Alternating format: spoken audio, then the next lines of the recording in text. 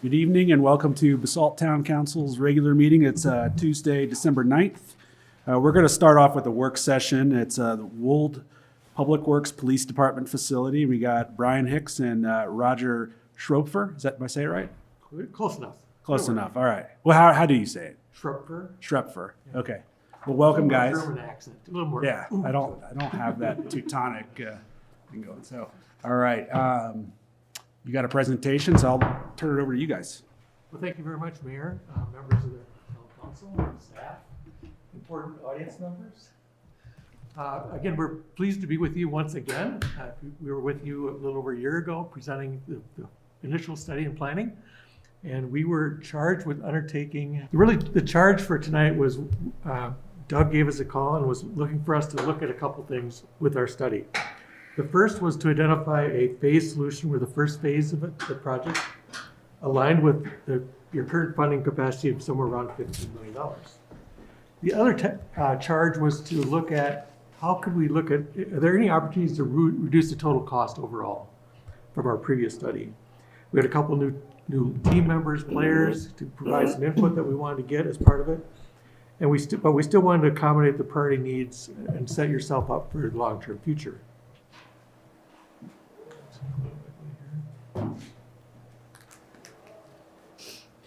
So we had the original core planning group, and we added a few members to the group for the second go round. With Doug and Michelle and Justin were added to the group to provide additional input. So the first thing that we did is really, we want to make sure that, again, we recognize the need for some of you council members that weren't here when we presented last time. But it's really, for the police department, there's really a lack of a necessary operational space for a police department of their size, especially in the patrol and some of the support functions. They don't have a secure parking area, which is critical to police operations. They really don't have an area to hold a detainee for a short period of time and to properly conduct interviews. They're basically conducting interviews in the open patrol area. There's no space for the necessary growth to occur. They're basically landlocked. The lobby really isn't very welcoming to the public.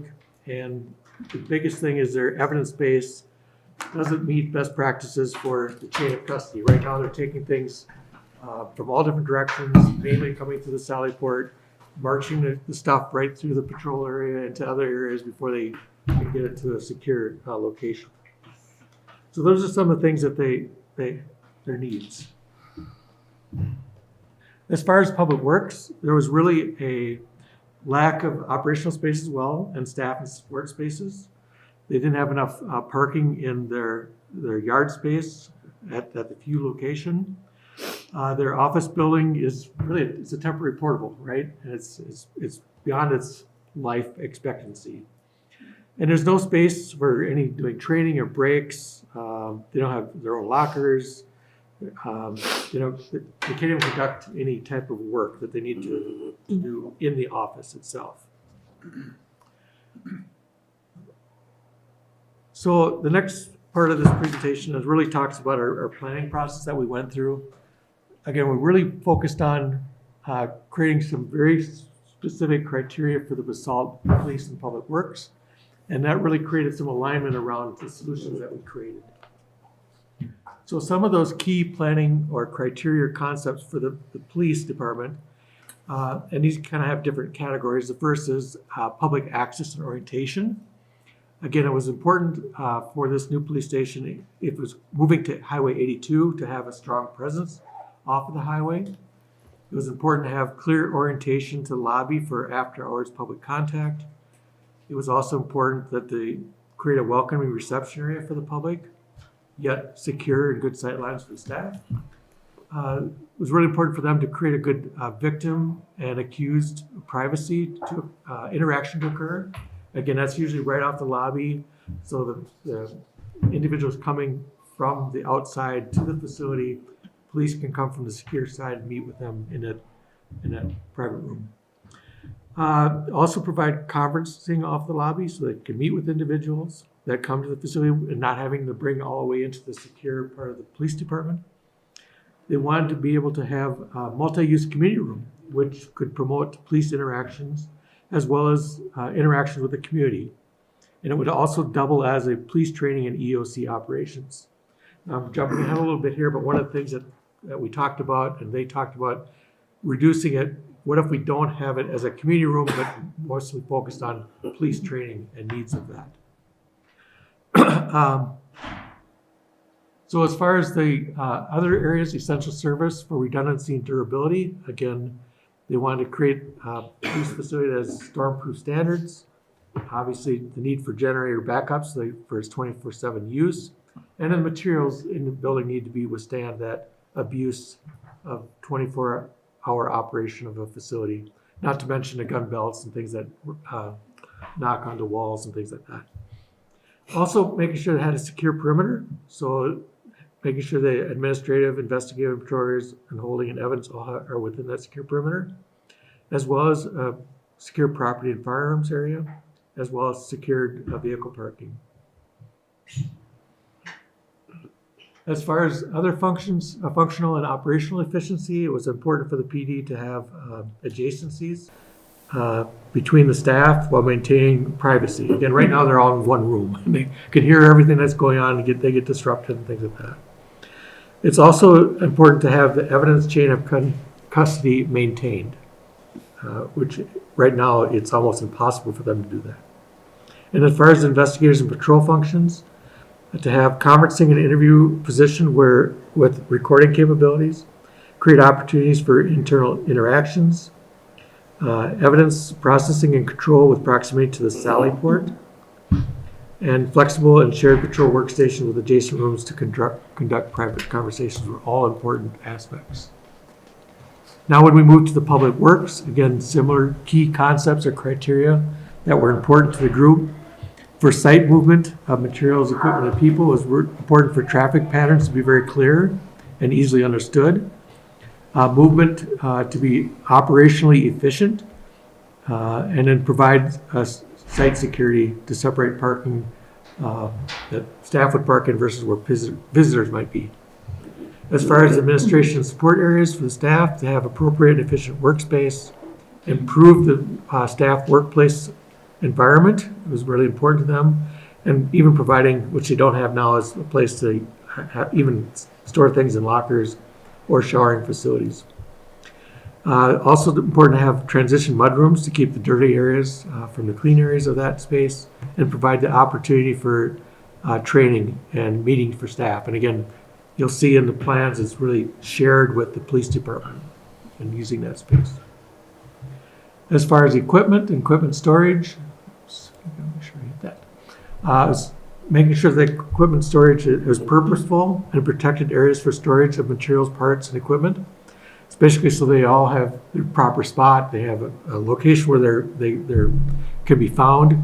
Again, public works, although it's not often thought of, they are essential service to your community. You know, if a sewer pipe breaks or water pipe breaks, they've got to react quickly and get into that. Services. So getting to their materials, getting to their equipment quickly and efficiently is important. Also to provide the ability of weather vulnerable equipment to be stored indoors with heated storage, and then providing the ability to wash vehicles for employee pride and extend their longevity. Now this is another thing that is something that they said that would be really nice to have, but it's not something we need today, but let's plan for it in the future. So from there, we went on to actually developing space needs programs, or basically looking at every space in both of those functions, and what space is it, how big does it need to be, what equipment needs to be in it for it to function properly. And we learned a lot from some tours that we did at some of the facilities. As far as police facilities, the group toured Aspen, Avon, Firestone, and Timoth police departments. As part of public works, they went to Pitkin, Frederick, and Windsor.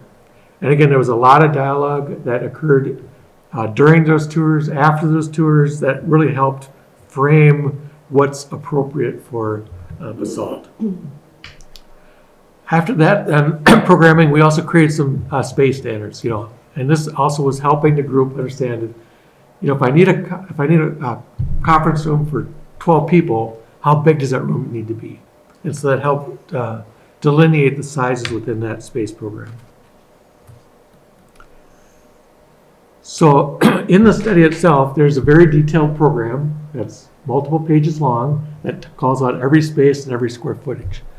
This is a summary of that square footage for the police department, which basically breaks it down into general areas. In the blue box, it's basically their existing net square feet. So net, again, is basically the square footage within the interior walls of a space. And they had about a total of about 1,945 net square feet. And then there's what we call a grossing factor, or net to gross factor, which accounts for circulation, mechanical rooms, wall thicknesses, things that you don't necessarily put in a space program. And so the overall gross of that existing police station is around just under shy of 2,500 square feet. So when we did the original study, you'll see that's in the orange box. We came up with a need of a total gross square footage of 14,526 square feet. Moving then to the next row over, looking at this, the green box, that's what we revisited over the last several months, and looking at square footage of each of those areas. And again, Noman's work from Aaron and his group and Dina, again, they came up with a reduction of space of 2,530 square feet. And so I think that was a great exercise. Similarly, we did the same thing with the Public Works. Again, blue is existing, and Public Works is kind of broken into two different categories, the office area and the storage components. Excuse me. In this case, you'll see that the original study, they had about a little over 5,000 square feet, gross square feet of office space, and 11,895 square feet of storage space, both heated, cooled type spaces. During the revised study, again, you'll see that we were able to reduce the office area, but you did notice that the garage areas did increase. Again, Justin coming on board, he was much more focused on what equipment do I have, what equipment I'm going to have very shortly, where's the best place to deploy that equipment from, at what location, and the quantities. And we've actually reduced the amount of heated storage, added some a little more cold storage, and then also even added a third category that we didn't look at before, with just an area that's covered with a canopy to keep the snow off the equipment of that. So that's the reason why you'll see that number go up, but the actual cost of that storage went down. So moving then on to, we took that programming information and we looked at how does that fit on the site, how does that fit in the building design itself. And I'm going to have Brian take over from here because I'm losing my voice. Great. I'm going to just walk us through what we previously planned both on the site and in the floor plan, and then what we are at right now. This is just to kind of show you all kind of what's happening right now. And I think the biggest takeaway here is Public Works is separated out onto the forestry site, the Highway 82 site, the fuse site, the annex site, and the water treatment site. So looking at the previous study that we did, some of the guiding principles that we used when we laid this site out are, we wanted to make sure we could do this as a phased approach. We wanted to maximize the site usage since it is a somewhat smaller site. We wanted to have a visible presence from Highway 82. We needed to separate out the public versus the secure areas. And then we needed to focus on egress and expansion. And for egress, that's both ease of egress for trucks delivering for Public Works, but also egress back onto Highway 82 quickly for police. So with the square feet reductions that Roger was talking about, we end up with a little bit smaller building. That allowed us to turn it slightly. You're still getting front-facing Highway 82, but we're now using the building to kind of separate out a more police-focused parking lot from a more Public Works-facing yard on the left. We are also have a smaller public area in this building. So Roger mentioned that kind of public-facing room has become more of a training room, and that allowed us to reduce the number of spots you see in the front of this building down to 7 you see on the north there. And then the last thing here is we're still using the building to help define the security of this site. So you see we show a fence and gate that would encompass this back area, and then using the building to reduce the linear feet of that fence. The other thing different from the previous site plan is the equipment list that you'll see on the right-hand column of that, which is really taking every piece of equipment that Justin has and making sure that we've got a spot for it. Yeah, and you'll see that on the next one too. So we worked with Justin to figure out where would the equipment be best stored? Where was it stored right now? Is this equipment needed to be stored inside? Can it be just covered? Can it be stored outside? And that helped us reduce the overall cost here. At View, we would maintain this site, and in order to get the equipment on the site that we need, we're proposing replacing the mobile office that they have there with a cold storage building. So going on from there, this is the original concept floor plan. As you can see, Public Works is in the green on the right, Police is on the left in blue, and then Visitor is in the center there. So they have access to that lobby, and then they can also go upstairs. You know, when you go upstairs, they had access to this larger community room, the larger set of restrooms that went with that, and then Police is on the left, still upstairs with offices, and Public Works has an open office and larger conference room on the right. As we were able to go into the next concept, you'll see that the building itself is a good amount smaller. We flipped it, so Public Works is now on the left, Police is on the right. We were able to work with Justin, again, kind of like Roger said, to reduce the office area of that Public Works and focus on the vehicle and equipment storage needs. For Police, similarly, we were able to focus on what could be reduced. So like you'll see the garage here is a single bay instead of the double bay we had before, while retaining key elements like the evidence storage at the size that's needed for the future. And then when you go upstairs, you still have a public area that could be used, but it's more of a training room and less of a larger community room. And then you have the offices here with a break room, and then planning for future expansion with the roof areas on either side. So, any questions on any of that floor plan stuff before we keep moving on? Because the next topic is a great one, which is cost. Let's go. All right. So again, cost is, again, we leverage basically our own experience in designing these types of buildings in Colorado. We look at market conditions. We look at, what's happening in the economy at the time. Again, we also reached out to one of your partners in Wember, who also builds similar type of facilities in this area. And again, when we did this cost estimate, we set the cost for the ahead, so it was actually set for 2026 when we did it. So we already had the built-in inflation that we needed. So the average construction cost was about $902 a square feet per Wember. And again, that is the construction cost. That's not the total project cost. That's just the building construction. And if you recall last time we presented this cost estimate, again, we broke down, again, this was a summary of the total cost. Again, it's multiple pages looking at every category, both in the construction cost, fees and testing costs, furniture and equipment cost that make up that total project cost. So when we did the study over a year and a half ago, the total project cost for the police was a little over 18 million.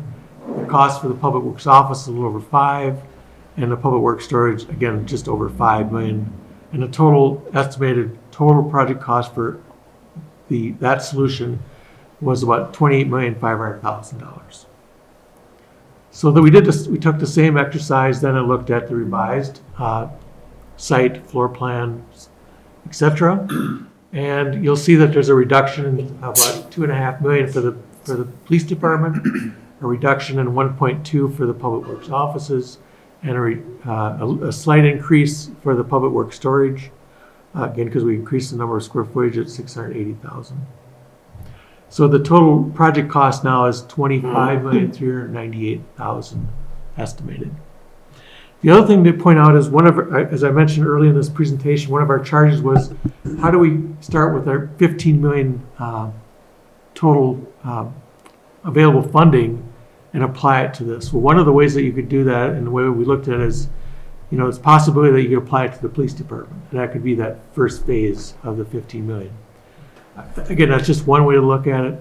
That's not the only way you can look at it, but that was one of the things that was discussed. Just a question on that. The offices though are, I know there's one side and one side, but they're kind of intermingled. I mean, it's one building. So how would you do that? Well, floor plan. The public works is like a separate piece. You just build that piece separately. So you just don't finish that Yep. side of the building? Yep. Or you typically would use less expensive materials along that wall, like a stucco or ephes or metal panel that could be easily removed when you build the addition. Is that a separate, I mean, the footprint looks like almost a rectangle. You know what I mean? Like, could you just not build the green? Correct. Yeah, And it would be that's like what I'm a saying. wall on the, There'd be a temporary wall or a simple wall right here. okay. Yep. So you'd build that first box, and then in the future you could add the other box. Got it. Thanks. Yep. Can you also clarify where the fees go? Are those fees paid to the town or the county? Where are those allocated? Majority of the fees are related to architectural engineering services, Oh, I see. geotechnical services, getting surveys done for the site. Again, some of those are development fees if you have any, utility fees if you have any, those types of things. So the 902 is part of your total projected cost. That's where I got lost. So the total project cost is based on 902 plus. Are you looking at this? 902 is square foot. 902. Oh, right. Again, that was just Wember's average for these types of buildings. Obviously, police departments are usually generally more expensive because of the types of equipment, materials, and finishes in those types of spaces, versus the public works offices can build a little bit less expensively. And then public works storage is obviously even less expensive. So you have contingency on top of the 902. There is contingency in every category. There's contingency in the construction costs, contingency in the fees and testing, and a contingency in the furniture equipment cost. Again, we're in big bubble stage here, look, but we want to make sure that you have a contingency so that you're gonna have enough funds to do the job. And Rick, you guys correct me if I'm wrong. I think the 902 was the square foot estimate from the other projects That's you from guys have other done projects. in 2026. That's And what then it's this is the specific, Right. well, the next slide is the specific cost for the proposed project. based on 902. Yeah. Well, there will Not always, necessarily. 902 was just the average cost of a But No, it's of based a on- police station, a city of Lone Tree office building. is that the number you use? No, No, they use 1068. that was just again, we used, our own experience, we got an estimator, and this was just like What's the making square? sure that, again, Wember has built a lot of things up in the mountains, So what did you use? right? What did you use for average square foot construction cost? Here, it's right Page 34. here. So the police department was a little over 1,000, the public works offices were 880, and the public works storage was 395. Thanks. Yep. And that includes the contingency. I think I have the answer to this, but it's cheaper to build the public works office because the site infrastructure and parking is baked into the police department. You're gonna have more durable materials in the police department. Again, Yeah, when you say that, like, what's, like, you're using thicker drywall, you're using, like, what exactly needs to be that much different in the police department? I understand the storage area, I just feel like sometimes we're just throwing these nebulous facts of like, police department better, but why? What, like, different tile, different, what finishes are that much different? Yeah, typically you're gonna have, you know, like, even like down the corners, a tile, wainscot, or some type of finish on the walls to protect, you know, the walls from being gun belts and things like that. Again, you're gonna use, more secure type enclosures for the evidence, storage area, the sally port, some of those areas. What's stopping us from building just a giant steel building and then finishing the inside? Again, we're not at that phase yet, so we certainly could look at explore it, sure. I just feel like we look at these numbers, we have $15 million, we're still at 25 million. We're not, we're so far off. And I guess it's just astonishing that this is what it costs. And I know it's not your fault. Far off from. Well, from the 15 million, the last time we had talked was like, hey, what can we get for 15 million? Obviously we can't get much. It's just mind boggling the cost. It's not you guys, you don't do it. It's what. I know, it's what Going they rate do. is- Do we know what they're building the fire station in Elgibel for per square foot? From Wember? That's like probably the most current thing being built locally that would have some of the same finishes. We can get that from them. And also just confirming, so the 902 average construction cost didn't include land. That's Yeah, just correct. construction from other Yep. places. and it didn't include project costs. Got it. Or infrastructure. Water, sewer. What, no, it had site work, in it. You see, Is that site, site work? it had site work. Grading. Not the purchase of the site or Not the procurement of the soft site. costs. It does have site work. in it.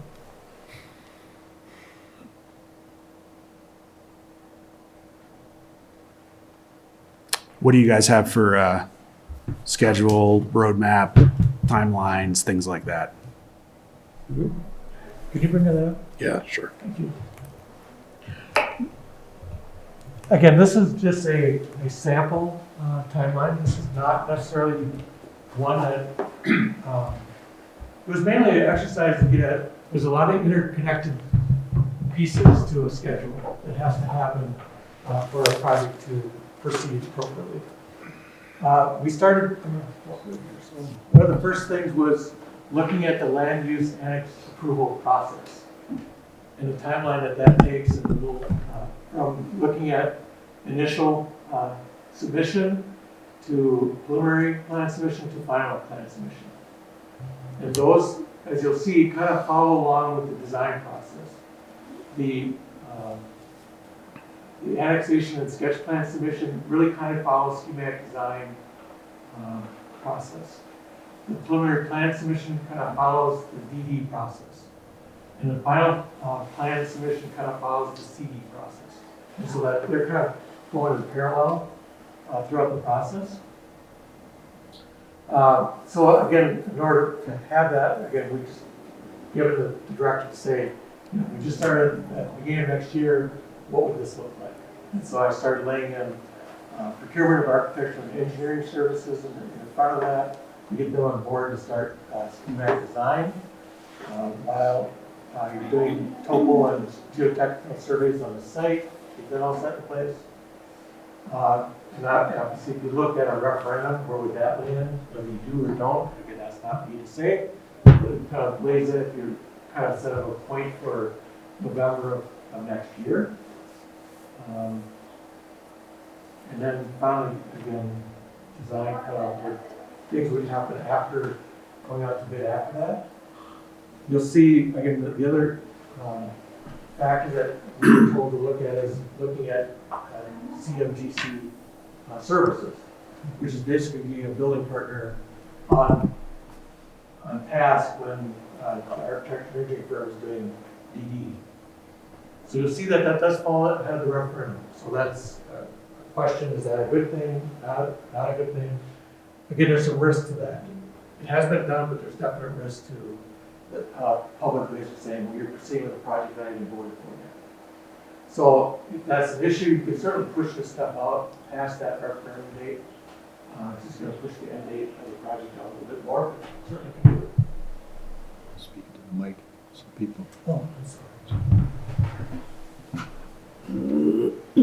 sorry. Got it. Okay.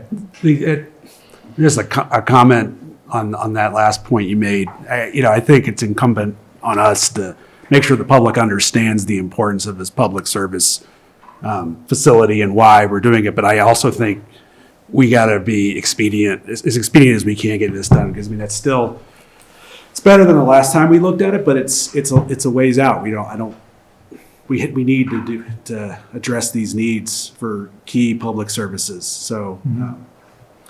And again, you'll notice It's incumbent that, on us, as a council to make sure people understand the importance of it and do as much as we can in advance, but make sure people understand that we're going to have to all, there's a vote. Yeah, absolutely. And it's important. That's why we're bringing it to them. So, no, that's not for you. As I'm just looking at your general direction. But I mean, yeah, that's how I see it. Just back to the costs for a moment. I mean, I think we all kind of have our perspective from living in this valley, but I'd love to hear from where you sit. Like, what are those key factors driving up the cost of construction that lead to the numbers on the screen? labor force availability. Tariffs have some to do with it. Material availability is improving. It's definitely improving, but it's still not to pre-pandemic levels. But the biggest thing is labor availability up in this region. If you looked at the timing of these other significant projects that are on the books and how it affects this project from a timing point of view, airport, lumberyard, expansion of ski resort, you name it. Another project just popped in Woody Creek. Unfortunately, you're never, ever going to avoid all of the projects so that yours is the only one that people are looking at.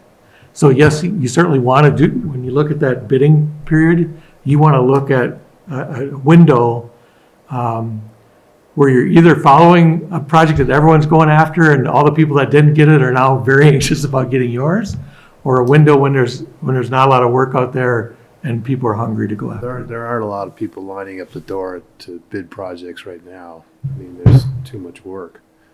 So your point about timing in that process is pretty good. The other thing that's attractive is it is down valley. So people are trending towards staying home to work on these things. And the other question I had was, if you were to pick 3 or 4 contractors that we could go out to and solicit, who would they be? Well, you're familiar with FCR, right? I don't want to work in this Yeah. area. Yeah, they're Shaw, Shaw. FCI. we're going to try to we would try to attract as many bidders as we possibly can to get the job. And again, also not just the main prime bidders, but also subcontractors. And again, that is one of the reasons why some entities choose to go CMGC. So right, to get your main player on board and then work on getting a big disbursement of subcontractors to bid on the project. That was part of my question too, is how do you accelerate that construction that construction process of getting people lined up and coordinate with that up there? Well, again, it's one of those, it's the challenge of again, typically in a CMGC process, you want to bring those individuals on a board so they are partners in the planning process and the estimating process when we're doing design development. The last CMGC project that I worked on, we procured the subcontractors through the CMGC. They procured them after DD. So for main mechanical systems, for example, you already have those people lined up well in advance. And you can also move that timing around based on what you were talking about, other bids going out or projects ending. I think that might be something to look at, including the supply chain, if there's any specialty materials, it could be Yep. purchased up front by the town, And if you, especially in the area of technology for the police department. It's changing daily. and as Mr. Slack pointed out, if you are gonna build a pre-engineered metal building, you wanna get that out early and get that rolling to, again, it depends upon what your construction type is and what's gonna work best. For sure, how can we accelerate it? I mean, that's the biggest issue. We're still a year plus out. I understand it takes time, but we own the land. We're the developer. We can push through this annexation.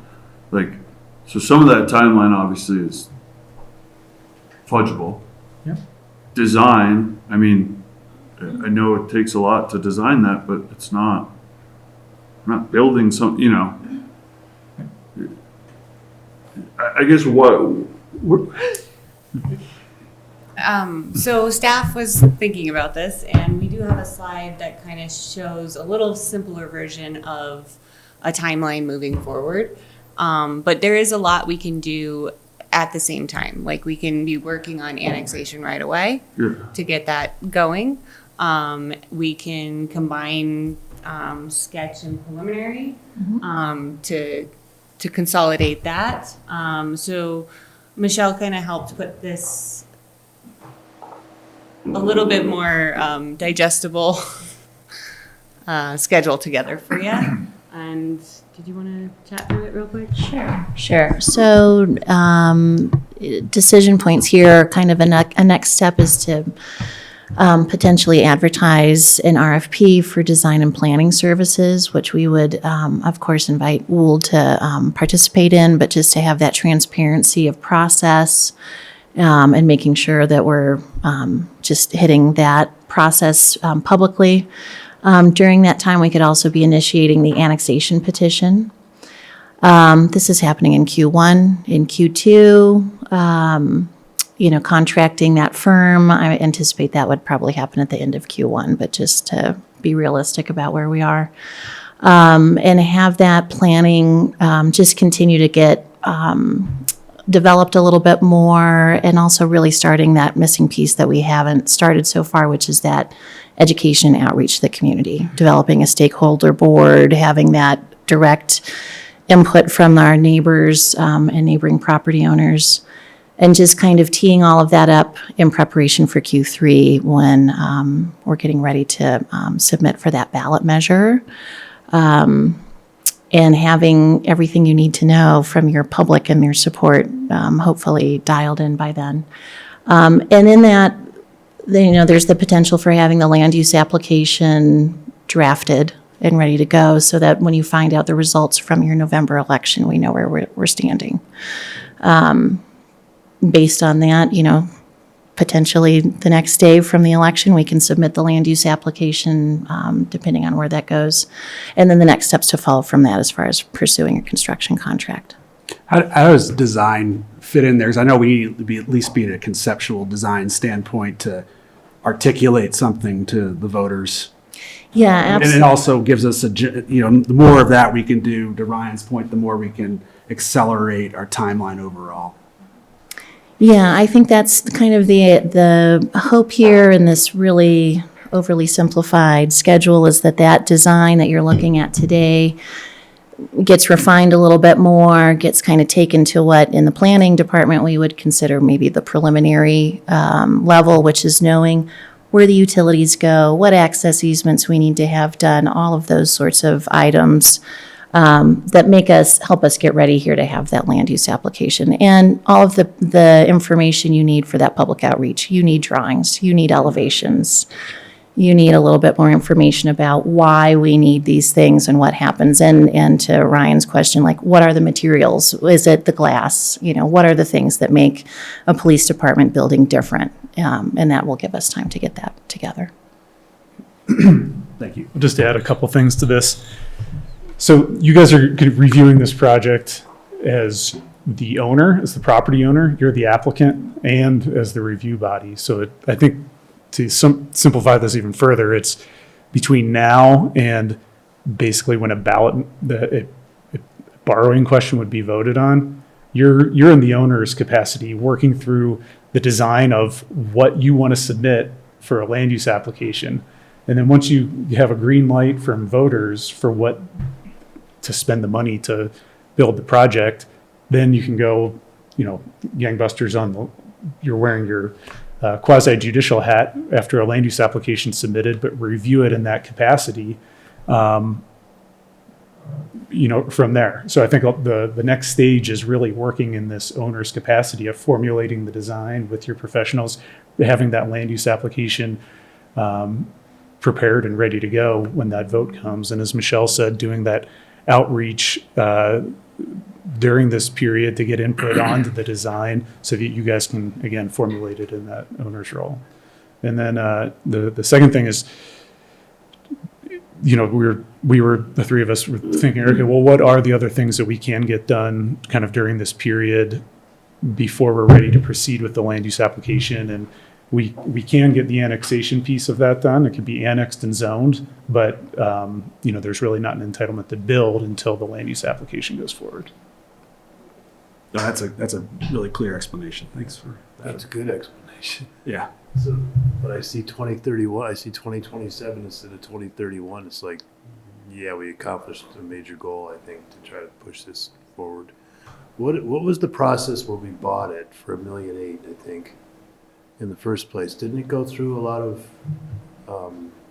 we looked at a lot of potential sites, we decided to purchase this.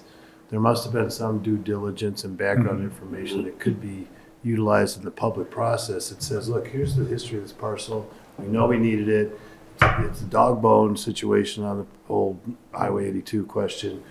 We already were prepared to go there initially, right? I mean, or we wouldn't have bought it. So Right. is there a way we can learn a little bit more about that? If there's anything that can help these guys with Yeah, I mean, I thought can, about the site, what our point of view was, what improvements we saw? sure. I can add kind of a high level on that. The site consists of two different properties, the old Shelton drilling site and the old umbrella roofing site. The Shelton drilling site was the first piece that was acquired.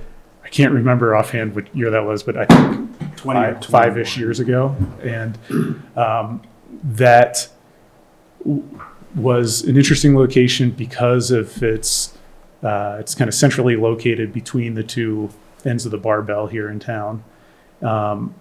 So there's easy access to 82 for police and public works. It's visible, and it provides that central location. Around the same time, or maybe as part of that process, there was, we're looking at potentially other sites that didn't have all those features. But then the umbrella roofing site was later acquired. It was leased back to Umbrella Roofing for a period, and now the town has been using it. So, I think this is what it was visioned for. And I guess going back even farther than that in time, if you might recall, during the Basalt forward process, or maybe around the same time, in reviewing the Basalt Forward 2030 process, there was a review of, well, what different types of projects in town should we prioritize for a potential use of bond funds? And there was, PD, Public Works Facility, and among other things, including, town hall improvements, and then ultimately landed on the Midland project, the green projects and the affordable housing projects that the town's, been working on the last 5 years. Yep. So next steps are advertising the RFP and kind of rolling forward with that. I know we're getting close to time, so I wanted to see if there's anything else, any other direction or any other inputs you guys are looking for from us. Any other questions we have or comments? Yeah, so it would be twofold. It would be that RFP and then initiating the annexation as well. Okay. I do want to make sure, Rick, you brought up some good points around risks.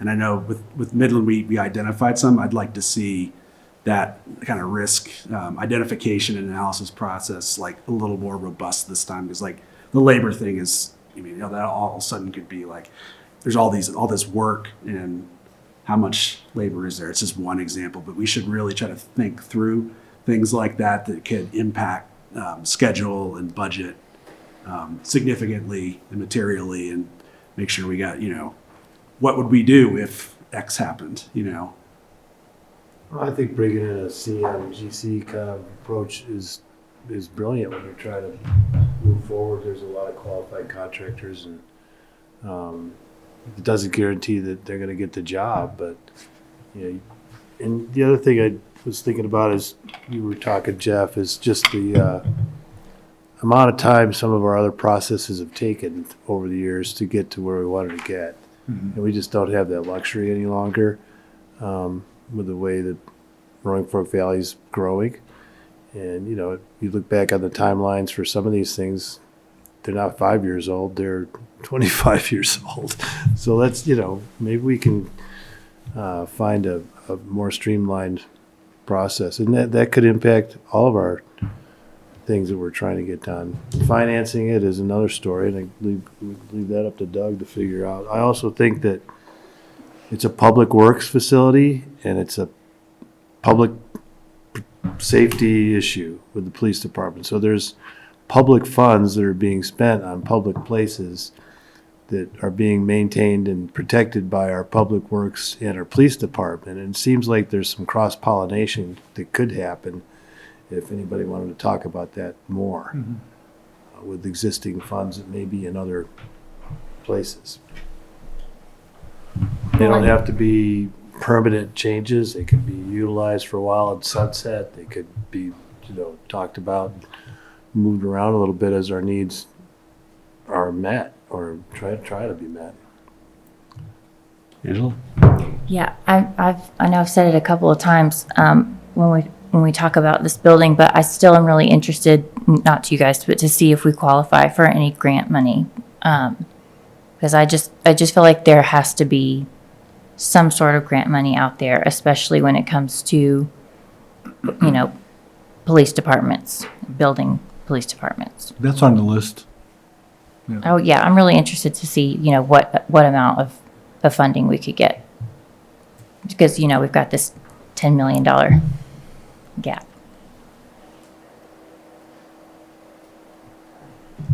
Has there been any talk about buying out the current police station? Buying up other units in there? Make the current police station bigger? None are for sale right now, but I just like outside the box thinking, we have some stuff there. Is there, even in this, timeline, we're still crunched for some of our needs, and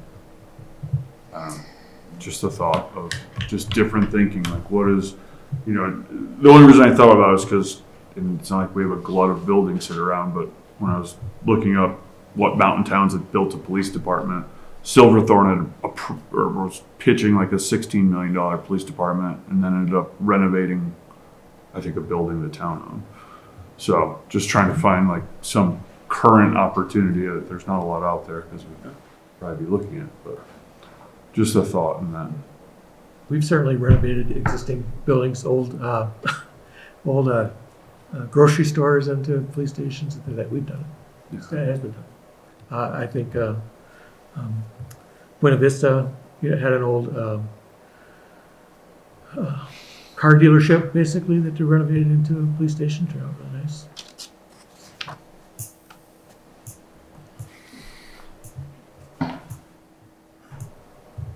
So Ryan, we did look at we have looked at some of those properties for rental for public works.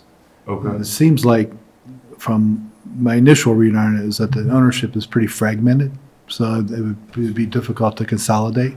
Not that you couldn't in time, but Yeah. just my initial reaction to that.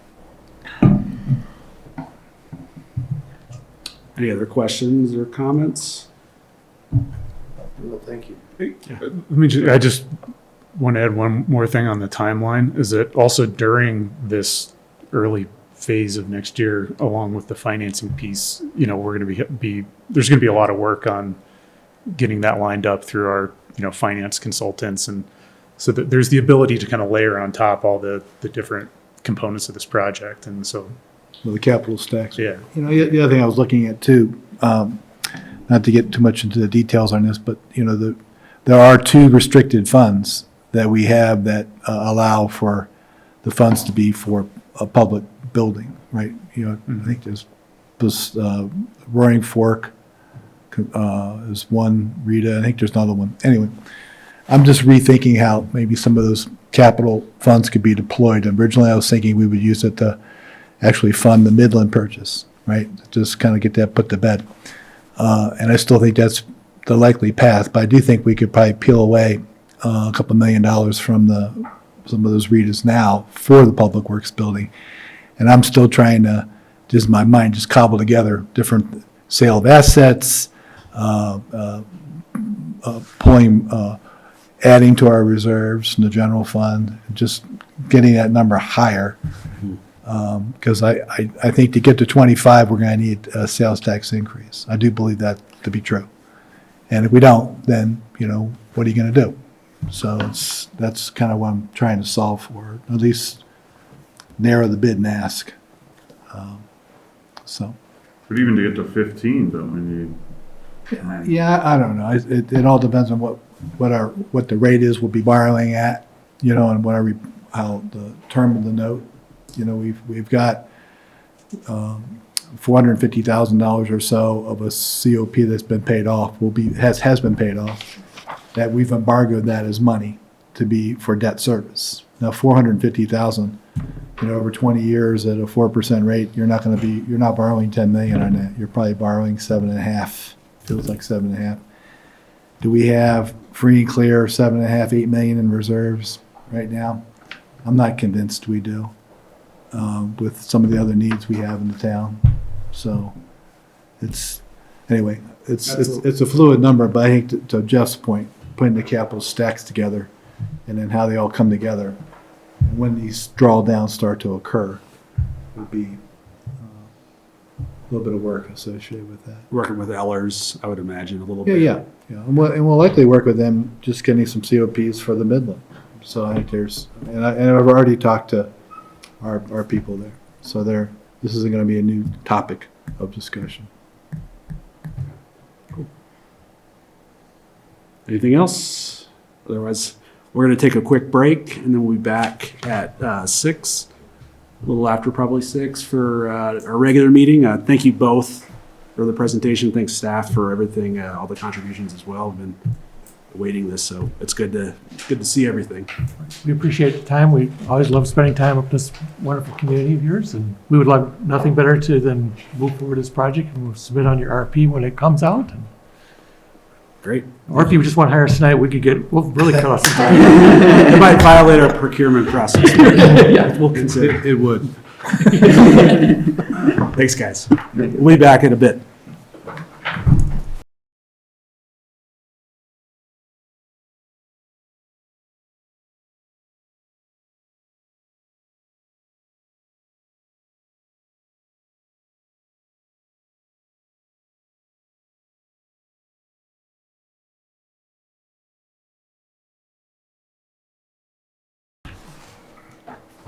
All right, looks like we're underway again. Sorry for the delay. Before we get started, I got a couple things. One, I want to make sure, Dieter, you can hear us and that we can hear you. I can hear you. Oh, good. And we can hear you, so I think we're good there. Check.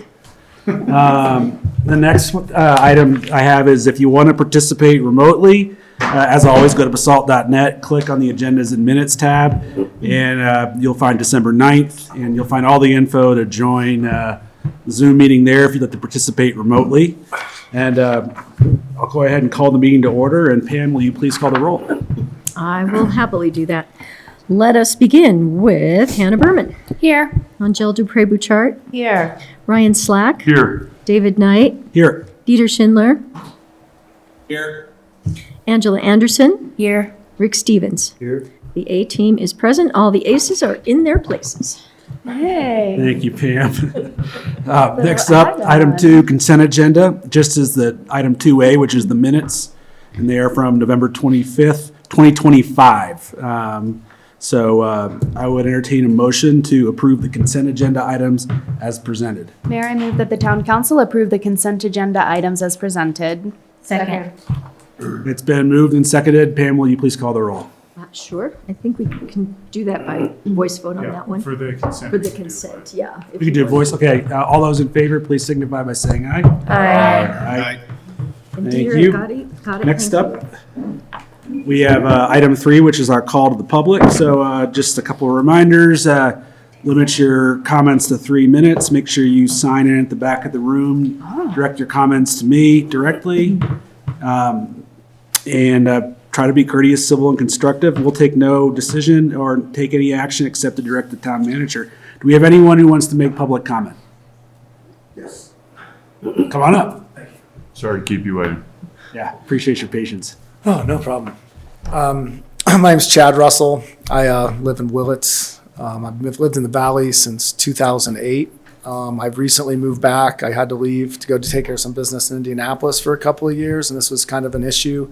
I will state this first, that I'll never bring up an issue that I do not want to be 100% involved in the part of the solution and always be constructive with that. What I've noticed is I live in the first, this has been an issue always, but recently it's kind of come to a head. I have 3 children, 6, 4.5, and 3. My wife is at home with them now, wondering where I am. But what I've got is with that whole park area on East Valley Road, which is a no-leash dog area, basically. Everybody runs around. Kids are running back and forth. My child's first grade bus stop is over on Willits Lane, which means he has to cross the street multiple times to get over there if he starts riding the bus. Over the past several years, when I was living in our home in Willits before I left, I've had issues where cars come flying through there. I mean, it goes from 15 miles per hour down to increases to 20. Obviously, the percentages are significant. But one time, this guy in a big truck came by. I was like, slow down. And I hear people on their porches all summer yelling at everybody in that area, slow down, slow down, slow down. And he was with his child. He drove all the way back around, came back and pulled over to yell at me and like start an altercation over me telling him to slow down. You can tell there's a big difference between 20 and 25 and 30 and whatnot. But what's happened recently with the traffic backup as it goes down to 82 is people are starting to go through in the mornings and bypass all of that to go all the way down East Valley Road and bypass that kind of stop traffic. The other day, my wife was driving, a girl was up behind her, tailgating her, like flashing her lights and stuff. And this is 800 feet from leaving the area by Whole Foods and getting into that to our cul-de-sac. And then she tried to pull around her. And then, of course, was telling her she was number 1 and stuff when she drove by. And the other morning I was out there walking the dog, and people were literally driving 40 miles an hour out of, because it's not that busy, over by Whole Foods at that time to there. Now, they were initially going to do a speed table and all these other things, but for whatever reason, we decided to make the road curvy. People just drive straight down the middle. I'm not sure what the overall solution is, how we go about lowering the speed limit. I think it should be 12.5 miles an hour, but whatever we need to do, that I think that needs to be addressed as a safety issue before there's loss of life, especially with kids. My dog's almost been hit there. So there's a significant issue there as someone who goes by there with children all the time. And so whatever needs to be done, I'm happy to do. I'll sit there and take pictures of cars when they go, because we do have the speed meter there that tells people how fast they're going, but that's disregarded. Okay. So. Thank you. Thank you. Yeah, thanks for surfacing that. Gloria, is that something we can look into just, with the PD? Yeah, thanks for surfacing that. I really appreciate it. Sir, would you make sure to please sign in so we have your contact information? Thanks for your patience again. Running a little behind tonight. Anyone else would like to make public comment? All right, looks like we are done with that, and we'll move on to item 4, which is our mayor and council reports comments. Floor is open. I'd like to thank staff. The Willits tree lighting went off without a hitch. It was great. Looking forward to Midland on Friday. And then obviously police department still isn't here, but they are still just running on low staff. And we're lucky to have such a great group of guys that every time I talk to them, they're all still upbeat, and I just all of staff, thank you guys for what you're doing, and happy holidays. One of my favorite things is the star on Bee Hill. Yeah. Getting lit up, and I wanted to make sure that we acknowledge the Everett's Uptons for keeping that going. Kenny Everett's family provides the power for the star, and I think Bruce Upton is part of the Lions Club that supports that. So it's awesome, and it's always fun to go, oh, it's on, and I always forget it's going to come on. And during COVID, it was truly a great thing to have because it would shine every night for that whole COVID era. It just Basalt. Yeah, It's cool. great comment. Yeah, thanks for the star. Especially coming down Two Rivers Road from Willis, the full moon and the rivers going like this, and stars lit. Spot on. So thanks to those guys. Thanks, Rick. Anyone else? Town looks lovely. The lights look lovely. The snow, I know we didn't do it, but it looks great with everything that's out there. Hopefully we get more of it. And thanks for putting out all the decorations and stuff for the holidays. Staff, so appreciate that.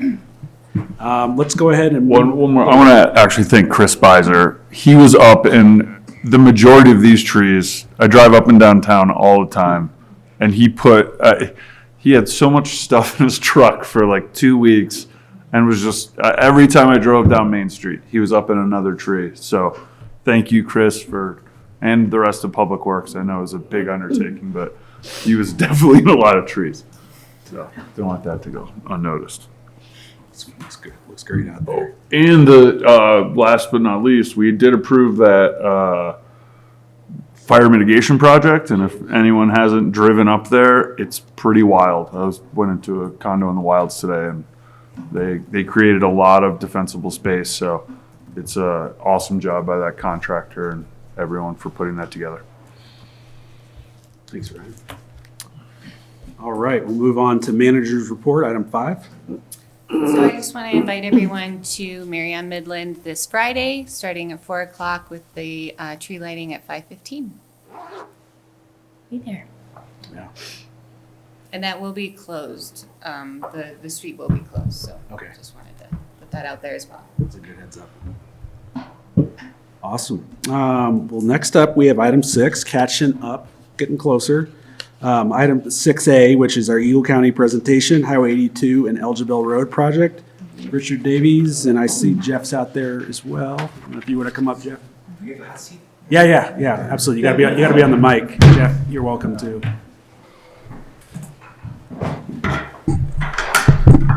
you want to talk or?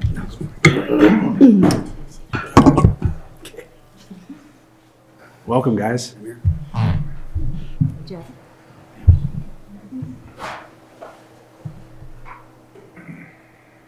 All right.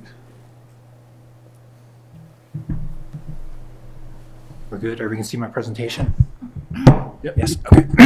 My name is Ricky Davies, Eagle County Senior Staff Engineer. And I would like to thank everybody for the opportunity to talk about this project. I apologize, I talk a little quick, and actually the presentation, I did add a couple more slides that aren't in your packet because I was going through it today and I thought I'd give you a little more information. And if you have questions, feel free to interrupt me, but chances are I might answer your questions as we go through it, so it should be relatively quick. Just want to go through the project background, project schedule, the design, the right-of-way, permits for the project, funding, and maintenance. So the purpose of this project is improvements to the intersection are necessary to improve safety and operations to gain a new CDOT access permit. The design was driven by CDOT's requirement to move Valley Road or the Valley Road intersection a minimum of 500 feet from the Highway 82 intersection and minimize the impacts to the Sopris Village neighborhood and their main road in. Move this. The current design will give East Valley Road traffic free flow access to the State Highway 82 signal. It will preserve existing infrastructure, including East Valley Road and the Eagle County building parking lots, and it creates an opportunity to expand the Rafta parking lot. Some of the project schedule. So this project was advertised for construction on November 17th. We had a pre-bid meeting on the 25th. We had questions for the addendum, questions on the project itself. Those were due on the 3rd. Tomorrow I'll be releasing an addendum with written answers to all the questions that came in. We'll be opening contractor bids on the 17th. The contractor should be selected by the 19th of December, with a contract being signed by the BOCC approximately a month later. And then we'll have a pre-construction meeting is tentatively scheduled for April 25th of 2026, and construction starting April 1st with a completion date of October 30th. Just so you're aware, I don't know if everybody's really familiar with this project or not, but you can see this is the current configuration. You can see my cursor, correct? Yes. So right along here is Highway 82. We have Valley Road that comes in here. Here's the intersection with the signals. And then we have Sopris Village Drive, which comes in here. So part of the problem here, again, is that Valley Road is too close to this intersection. We don't have enough stacking distance. While I believe the signal timing, last time I was out there watching, is accurate and works. But because of that intersection, it messes with the stacking along East Valley Road. And then again, here's your East Valley Road and the existing RAFTA parking lot. So how are we reconfiguring this? So Valley Road will come around the existing RAFTA parking lot. We're going to change the access to Sopris Village Drive here, and we'll be expanding the RAFTA parking lot to the north. I believe my boss, Ben Gertz, was here, I think it was about a month ago, and he presented some of this project. And one of the comments that came up from the town council was to add a slip lane off of Highway 82 directly onto Valley Road, which has been incorporated into the project. As far as the project right-of-way goes, you can see here, this is the Eagle County GIS. All the dashed is actually the town of Basalt. So a portion of the project is in the town of Basalt. Here's just an aerial, same thing with the aerial.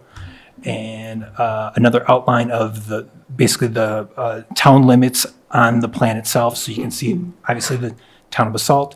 And then the majority of the properties in the town of Basalt are owned by RAFTA. And I am currently in the process of getting 2 easements with RAFTA. There's a kind of a mix right along where this new Valley Road will be. That is part of RAFTA's property, so RAFTA will be giving Eagle County an easement. And then where the new RAFTA parking lot is, that's Eagle County. So Eagle County will be giving RAFTA an easement. Those easements are currently sitting with RAFTA.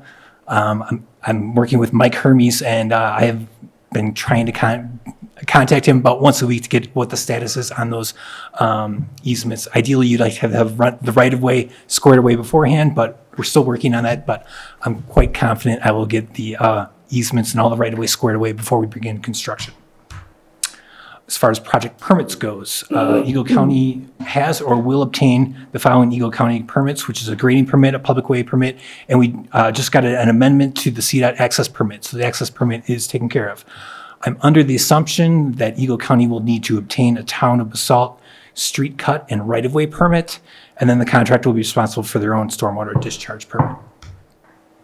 Funding sources. There are 3 funding sources on this project, and I guess 3 phases or 2 phases, depending on how you want to do. So Eagle County will be doing the roads, which is phase 1. I'll get to where the phases are. RAFTA is in charge of the parking lot, which is phase 2. And then Eagle County Sustainability is in charge of phase 2A, which is installing EV charging infrastructure. With this project, again, we'll be putting in all the conduit underground, all the pads, but we will not be putting any charging stations in with this project. There is a plan to put in, I believe, 8 chargers that'll feed 16 parking spaces. So again, you can kind of see where the funding is. Eagle County has most of the project. Here in red is phase 2, which is RAFTA, and the orange part is the Eagle County Sustainabilities portion. Maintenance. Maintenance responsibilities are still being coordinated between RAFTA, Eagle County, and the town of Basalt. Mike Hermes had told me he's already drafted a maintenance agreement, but he's still working on finalizing that. This is the exhibit of that agreement. So RAFTA has the majority of this. Everything in the dark green is RAFTA. Everything that is yellow would be Eagle County. And let's see, the blue would be CDOT, and down in the corner, the purple would be Sopris Village HOA. So that's what I have so far. Are there any questions for me? A lot of information, yeah. But During construction, what's the access to Crown Mountain going to be like? I wanted to detour everything, but no, we're required in the project special provisions, it states that the contractor has to maintain traffic at all times. They will be allowed to limit roads down to one lane, but they won't be able to close any lanes at all.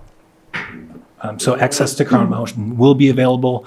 I will work with Becky at Crown Mountain. Maybe we can get on their webpage that it would probably be best if people are coming to Crown Mountain to come in through the north entrance on Valley Road rather than coming to this intersection. And actually, I would hope most people would avoid this intersection by using Willits Lane intersection or Valley Road and kind of staying out that way. At least I would if I was in the area. Rick, what do you think as far as like coordinating with like tournaments and? Well, there's a Yeah. 90-team tournament on Mother's Day weekend is the only thing I know about that. Would they go to? There's a lot. It's Yeah. 5,000, I don't know, 3,000 It's cars. weekend, they're not gonna be working. Yes, That's why I just wonder how it's torn up. in the What project we special should message provisions, that. sorry. In Yeah. the project special provisions, they are required on holiday weekends to stop all construction that would impact traffic by noon on that Friday, and they wouldn't be able to impact traffic again until the following Monday. Is that weekends? And that would be, what's that? all weekends? That'd be all holiday weekends, or all holidays. What's a holiday? I guess. I believe that's Memorial Day, 4th of July, Labor Day. Again, if there's an issue with Mother's Day, I'm sure we can work with the contractor.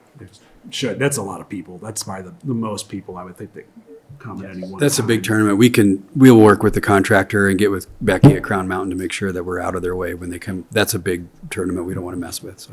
One more thing, the park and ride, the expansion of the park and ride, can you is that green buffer that's kind of between the road now and the Eagle County parking lot? Yes. On the left, as you go in there, there's a big strip where everybody People puts put their yards up. campaign signs and stuff. Sorry, let me get a different screen up.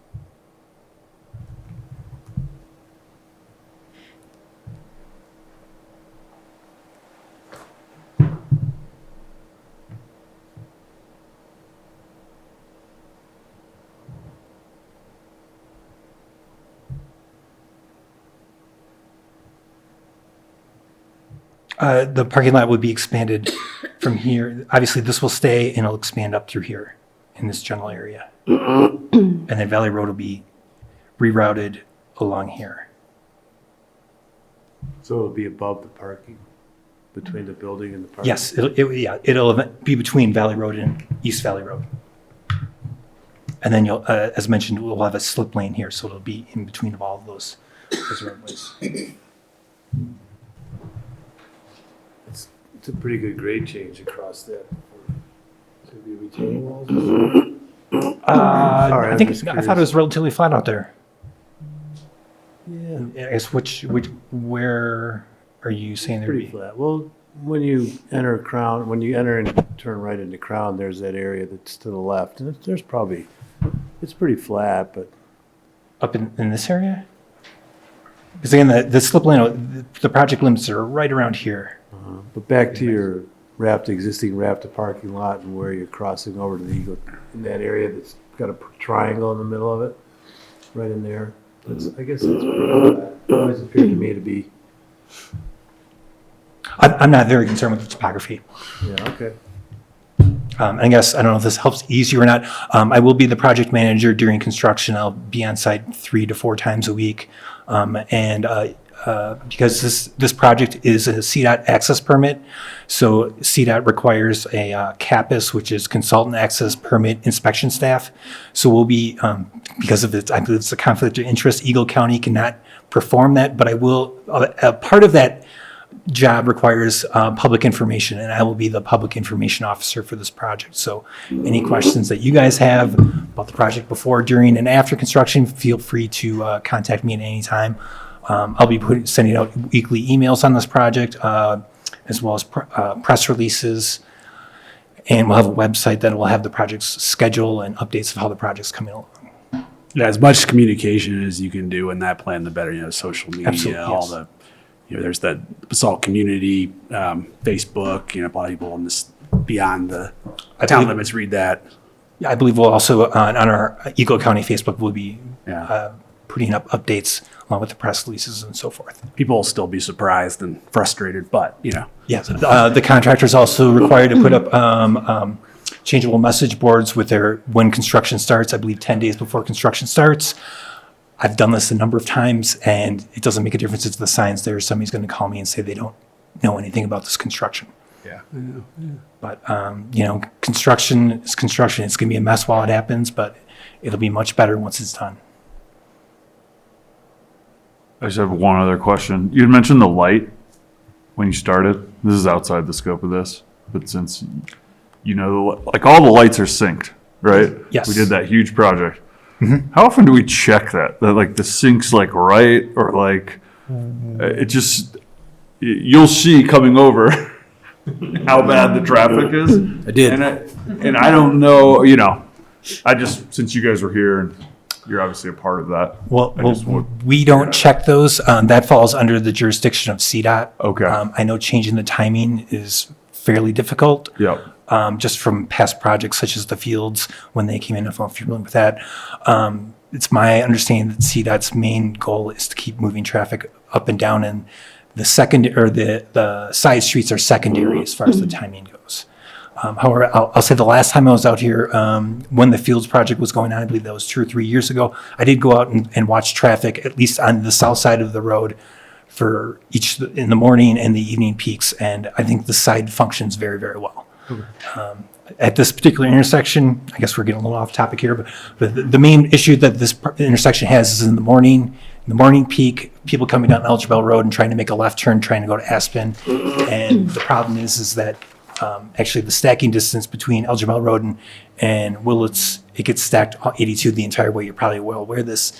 And then whatever queues up on Elger Bell Road isn't able to clear. That's the main problem with this intersection, at least the last time I looked at it. But the south side is pretty good from what I've seen. Great. Any other questions? Well, thank you very much for coming out and your patience. We're Yeah, a little and I behind. guess my assumption is that all I really need from the town of Basalt is going to be that right-of-way permit to move forward with this project. But if there's any other questions that come up, please feel free to reach out to me. Yeah, we'll look for the comms you send out and the releases and all that, and stay Okay. informed. Great. Thank you very much. Thank you. Thank you. Thank you. All right, next up, we have our council actions. Item 7A is a public hearing and second reading of ordinance number 21, series of 2025, an ordinance of the Town Council of the Town of Basalt, Colorado, amending Chapter 4, Article 7 of the Basalt Municipal Code to implement ballot question 3A, approving an increase in the town's lodging tax by 2%. And that's Jeff. Thanks, Mayor. As you will recall, the council referred to the voters a lodging tax increase of 2%. That was then the election was at the November election that passed. And so that lodging tax is effective January 1.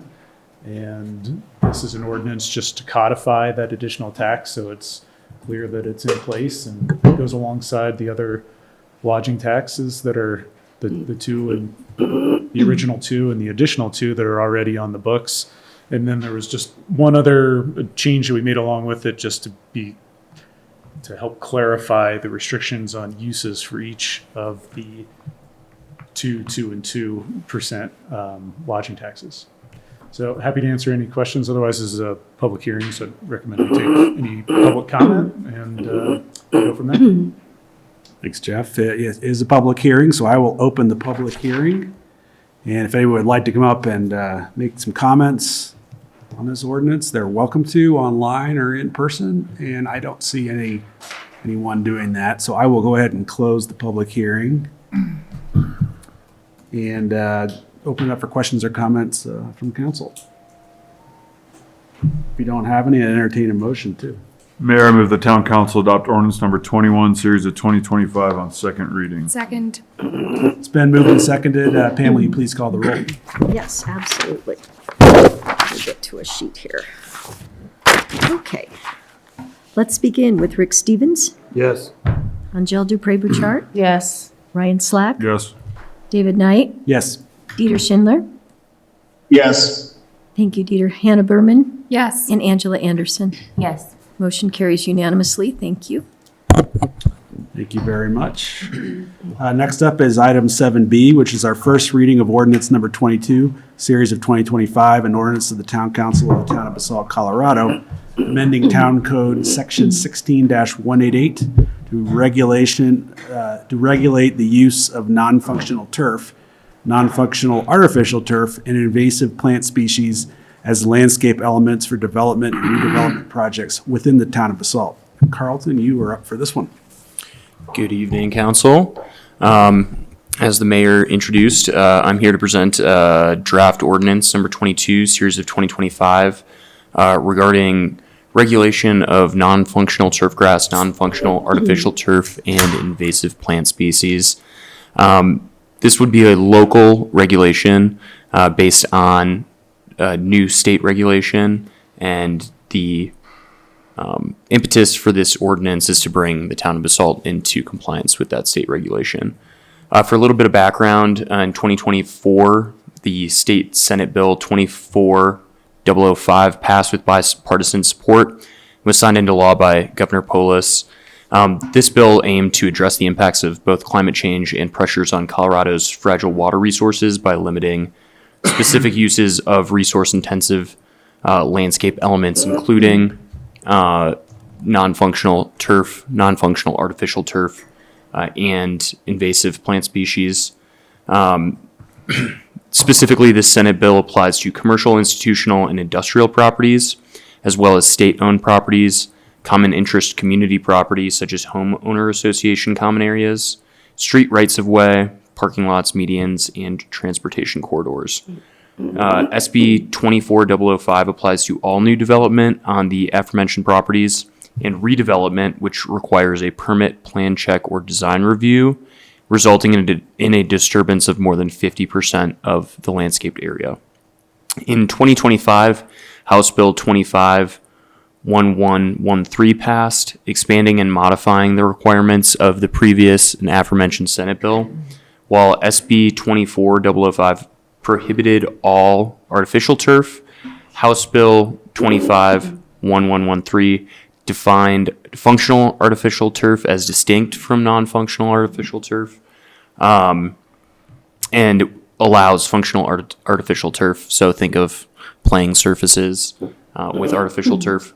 The modifications to the Senate bill via this year's House bill are included in the ordinance and must be adopted by January 1st of 2026. There are additional stipulations in the House bill which require local entities such as the town of Basalt to adopt those measures. Those we still have 2 years for. Those will be required to be adopted by January 1st of 2028. Those items are not addressed in this draft ordinance. While the local implementation of the Senate bill and certain elements of the House bill are required, the town council may suggest local amendments to further regulate the use of turf, artificial turf, and invasive plants. However, I will note that the town arborist and horticulturalist, as well as the parks foreman, have proposed no additional local amendments at this time. And again, we will have 2 years before needing to come back and address the rest of the measures in this year's House bill. So hopefully we'll have a couple of years to kind of see how the initial rollout works and to see if we would like to further regulate the landscape elements discussed herein.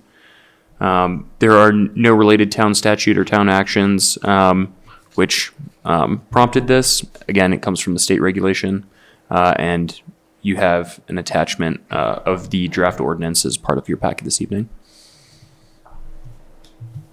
Great. Thank you, Carlton. Any questions or Can you break this down into like what it actually is? Yeah. So think of it as After like reading through, I'm like, what are we like? Are we So- banning the installation of The all statute's grass? a Like, definitional, like, it's Yeah. like you're a police detective drawing strings across. yeah, I'm like, well, what does this apply? Like, So what it applies to is think about when you drive around town in the summer and all of the places where people don't use turf that are irrigated.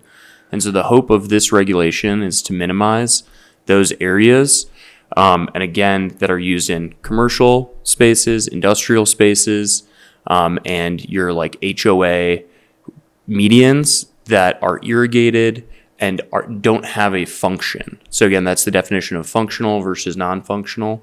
And so the hope is to, if you have big play spaces at schools and in parks, those are able to be retained for active uses, but the passive uses where you're just looking at Kentucky bluegrass, the hope from the state is to regulate and to minimize those places where we're just putting water out to be evaporated and to not have a functional use. So that was kind of the So aim of this. I'll add to this that a lot of it is like, it's like medium grass. So like if, I think the Midland project complies with this because it's all native plant species, but if we were putting like bluegrass in the median out on part of the Midland project, that wouldn't be permitted as part under the new statute.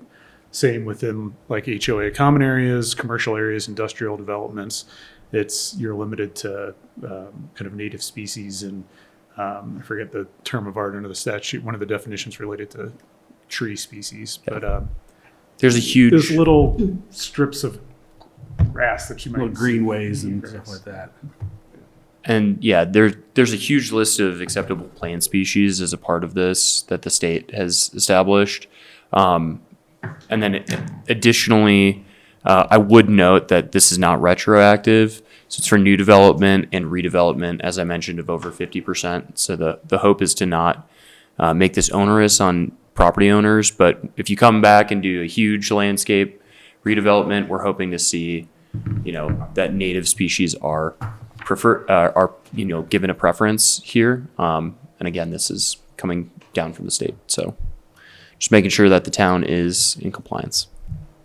One question I had is kind of curious about, not that I think it would be aesthetically pleasing to put artificial turf in a median or something, but like why does the state statute even go there about putting artificial turf like you'd have on a field in a non-fiction, like who would do that? Like why would it? I don't even know why someone would do that. You actually do see it as somebody who's coming from the private side. Folks would use that often for in multifamily buildings. I don't know why. Why you'd regulate it? So I think again, it was a step back in the House bill from where the Senate bill started, where the Senate bill outright banned all artificial turf. Okay. And then so the step back was to make it even with standard turf grass.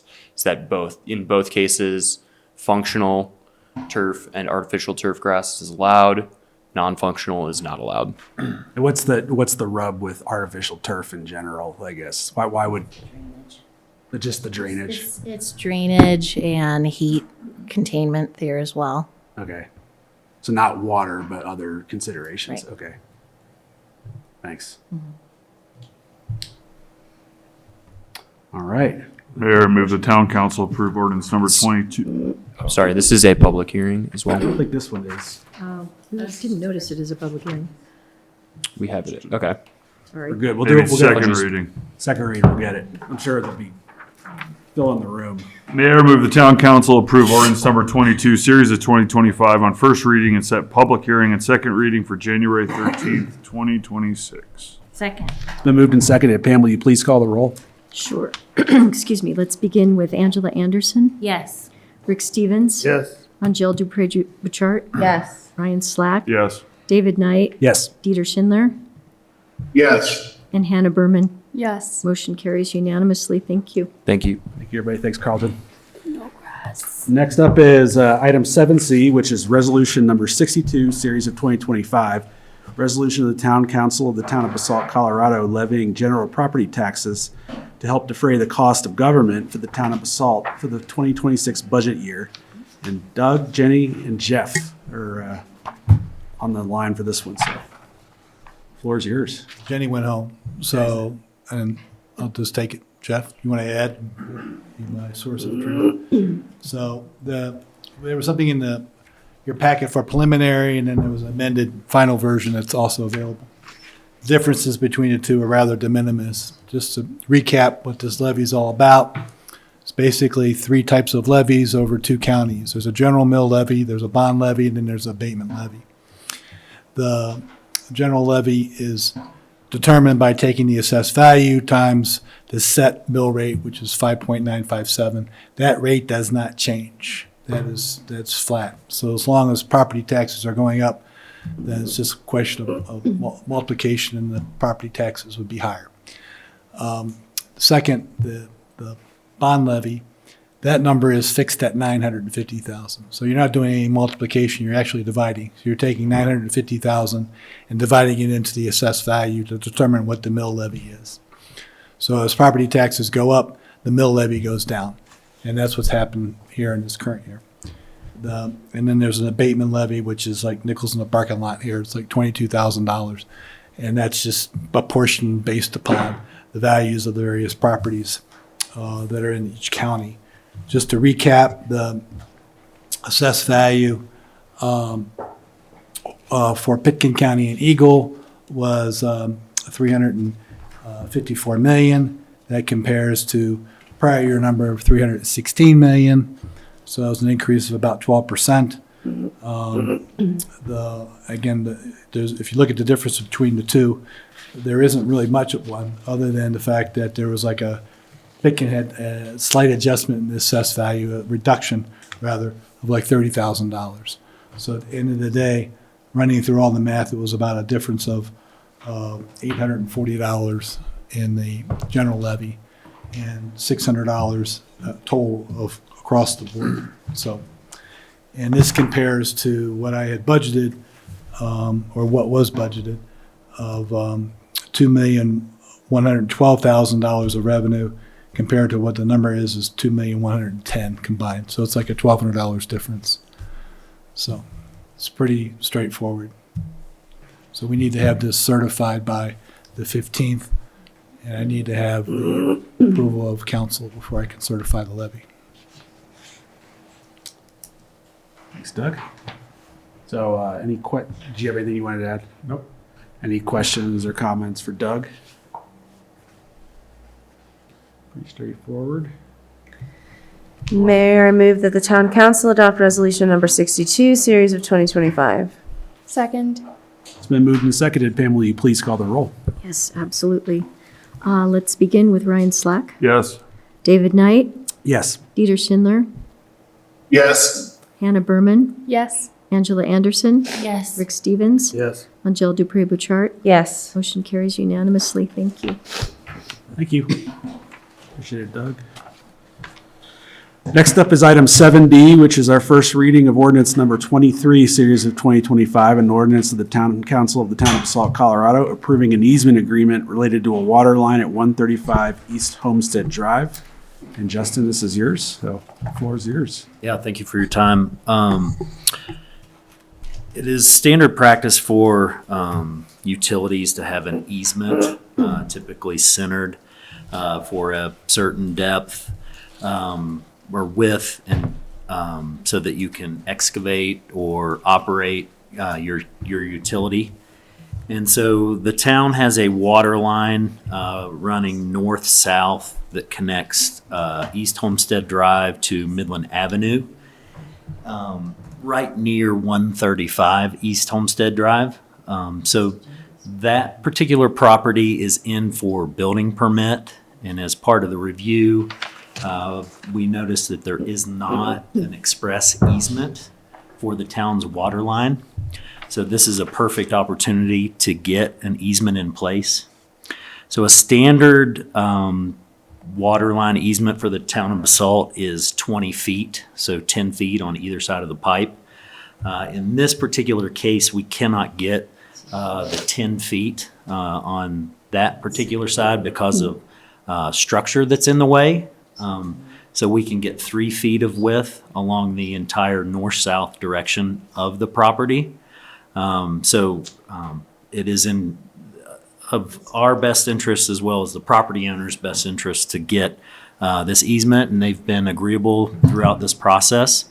So we're just cleaning that up so legally it can be recorded. Great. All right. Well, this one's not a public hearing. So any questions or comments from council on this? Mayor, I move that the town council approve ordinance number 23, series of 2025 on first reading and set the public hearing and second reading for January 13th, 2026. Second. It's been moved and seconded. Pam, will you please call the roll? Absolutely. All right, let's begin with Dieter Schindler, Yes. Hannah Berman, Yes. Angela Anderson, Yes. Rick Stevens, Yes. Angel Dupré-Bouchard, Yes. Ryan Slack, Yes. and David Knight. Yes. Motion carries unanimously. Thank you. Thank you. Thanks, Justin. Yeah, thank you. And our next topic is, our agenda item is item 7E, resolution number 63, series of 2025. It's a resolution of the Town Council of the Town of Basalt, Colorado, approving a contract for the construction of Phase 1 of the Confluence Park Safe Routes to School project. And this is Michelle and Catherine. Yeah. Thanks, James, for pulling that up, and thanks, Mayor and Council, for having me this evening. Tonight, I'm presenting to you a contract for the construction of Phase 1 of the Safe Routes to School project. This project was born out of a need to address the aging improvements on Emma Bridge. James, if you want to switch to the next slide.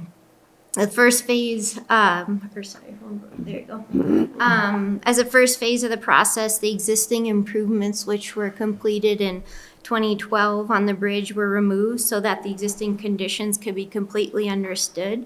And what revealed itself during that process was significant utility and drainage issues. And unfortunately, those drainage issues over the years had also led to some deterioration of the bridge structure itself. So the improvements themselves kind of started to expand a bit as we looked into this further. Next slide, please, James. Along with this effort, staff partnered with Design Workshop to create some concepts by engaging the local Girl Scout troop. I know you all are familiar with this as they came by recently to receive their badge, which was a really great effort. And these playful concepts inspired the temporary installations, which we've seen. James, if you want to go to the next slide. Those temporary installations were installed over the last 2 summers. They included those colorful crosswalks, some colorful bollards, and also some movable planters that were in place to help simulate some of the improvements that might happen in the future. The project area is a main pedestrian route for school children as they travel to and from the elementary and middle school campuses. Staff was able to meet with leadership at the schools to gain their input on the project, along with the SRO that stays at that intersection to help school children cross traffic oftentimes. And we also engaged the parents of the district through an online survey last year. Next slide, please. Yeah, the project also aligns with the town's goals of becoming a certified bike-friendly community, as demonstrated through our Bike to Work days, support of the school's Walk, Bike, and Roll Day. And also earlier this fall, I made a presentation to a national webinar about kind of how we've moved this project forward, engaged the school children and the Girl Scouts themselves. So we've had some significant outreach already for the project. In the next screen, James. So this fall, Phase 1 of the Confluence Park Safe Routes to School project was put out to bid. We received bids from 2 well-qualified contractors. We met with both bidders to review the scope and budget and specifically identified some of this bridge decking work and deterioration and how to address this in a cost-effective way. Ultimately, after meeting with the lower bidder and their subcontractor, we were able to reduce the overall contract by about 6% before bringing a contract to you tonight. Next slide, please, James. This first phase of the project will include the area shown before you and include ADA accessible sidewalks, pedestrian and bike safety improvements, enhanced landscaping and lighting, safer crosswalks, and a more modernized drainage system so we can prevent some of those issues from happening again. Next phase or slide, James. And as I mentioned earlier, this is just a first phase of the project. This second phase is a little bit more complicated as it's encumbered by the CDOT grant funding that you'll receive this year. And you may have noted in your packet, we made that a first grant application in November 2024, and we've been slowly but persistently moving through the CDOT process, but it takes some significant amount of time. So this second phase won't be prepared to be bid out until later this year, potentially starting construction either in late 2026 or 2027. So just to give you a sense of kind of where this project lies in phase 1 versus phase 2. But tonight, staff is recommending that council approve the town manager to sign a contract for phase 1 of the Safe Routes to School project as outlined in the draft resolution before you. And I'm happy to address any questions you all have. Thanks, Catherine. Yeah. Any questions or comments? Is it safe to assume that the native grass seed mix and the wildflower seed mix called out in those non-functional areas will comply with what we just passed? That would be our intent. Well, not all over town projects. We try to do the low water stuff, but yes. Just have to have rocks, just rocks. Yeah. Could you pull up the phase 1 project scope? It's page 99. Yeah, just a quick second.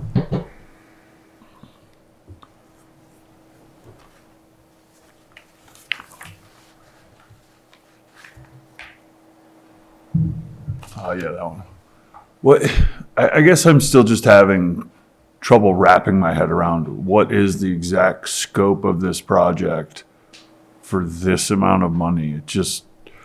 I'm just still mind blown that we're taking a project that was completed 12, 13 years ago, totally scraped it, and no one's accountable for that. No one here was involved in it. Totally understand that, but it just seems like, and I think we're taking the steps to do it right. It's just insanely frustrating as being here, and then also as just a town person that. Yeah, I mean, the work that was done previously was mostly, I did a little research on it, it was mostly from a volunteer group and all best intentions were made.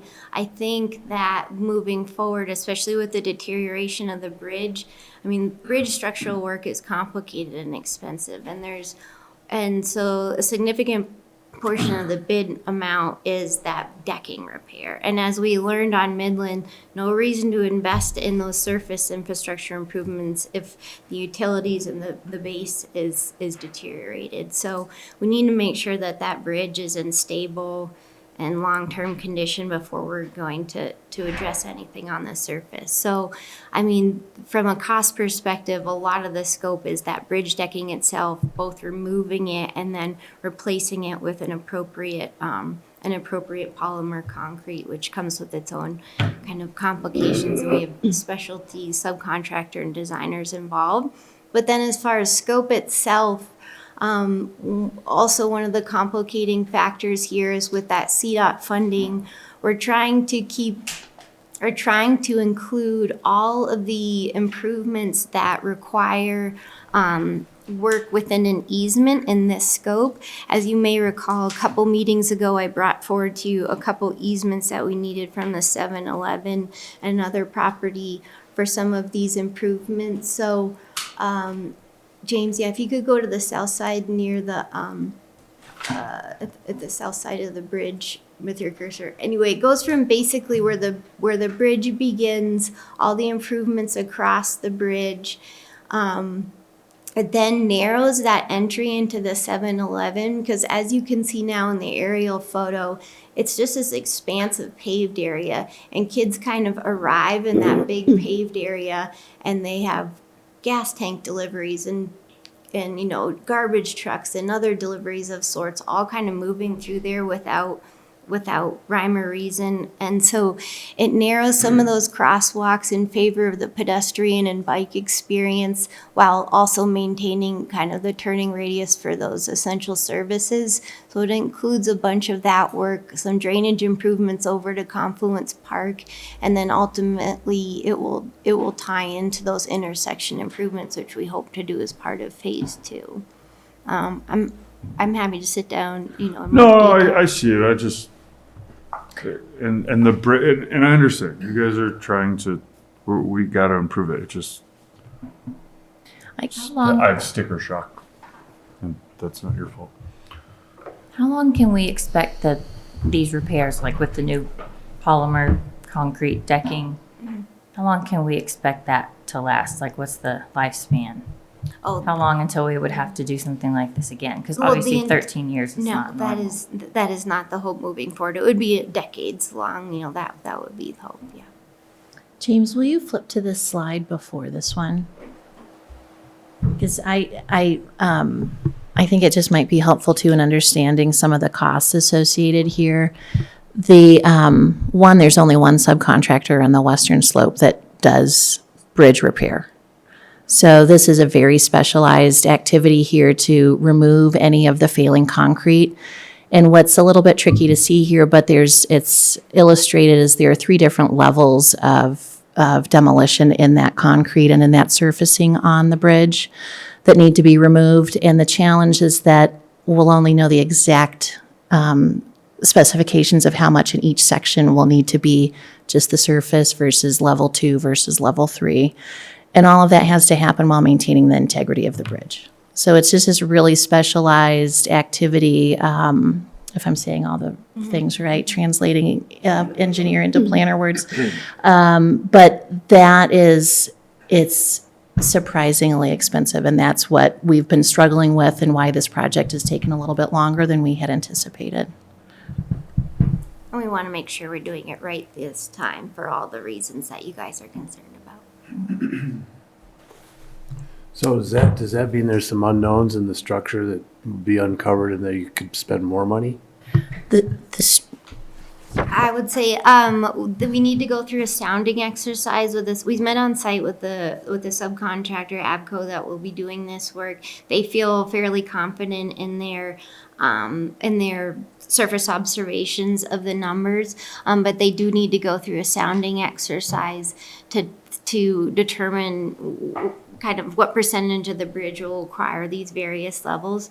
But both the primary contractor, Stutzman Gerbaz, and ABCO, their subcontractor, feel confident in the numbers brought forward tonight. But we never know, but we hope that we will. What's the difference if it goes to level 3 all the way across there? I don't have that number in front of me. But the number we have, the 1.19 and change, that's inclusive of like worst case scenario, right? That's a guaranteed max price. Yeah, I mean, if they find significant damage, you know. That's what. Unless there's a change order. But there's maximum price doesn't mean the maximum price can't be exceeded. But if the scope of, I mean, like, can you comment on that? If it's the worst case scenario up there. Yeah, I mean, if we find more damage than is contemplated by the structural engineer, the subcontractor, and our primary contractor who are experts in the field, then yes, that would warrant a change order. Right now, we're assuming that 20% of the bridge requires a class 3 removal and 30% of the bridge requires a class 1 repair, and then class 2 is in there as well. So everyone in the team, you know, it was a well thought through process. There is some risk there, but we have to move forward. The good thing is right now this bid came in at, as you mentioned, 1.19 million, and we do have more than that in our budget combined this year and going into 2026. So I feel very confident that any work would be within budget for this year and next year. Where are those assumptions, are they documented in the contract somewhere? Maybe I missed it. They are documented in the in the bid details, which I didn't include all of the attachments to the contract, but I'm happy to provide those if you'd like. So that is something, if those assumptions don't hold, then all bets are off with the guaranteed maximum price. I wouldn't say all bets are off, but those would Or be. let me put it this way, the guaranteed maximum price could be amended with a change order. Yeah, which I feel would be appropriate given the number of experts that we've had review and give their expert opinions on how it would be fair to price this at this point. Okay. Right, and additionally, we're recommending to contract with a known contractor who has served the town well over multiple infrastructure projects. So this is lower risk, if you will. All that settles in our brains. Can you comment on the 2025 budget? I hear we have money in the 2025 budget. I'm like, what is left in the post budget, if anything? We haven't seen a budget amendment to move any additional funds. Right now, we have a structurally balanced budget. Correct me if I'm wrong, more or less in 2026. So you know what I mean? Like that's going to be 2026 money ultimately. So I just want to kind of double click on that to understand what's left in 2025 and how we would.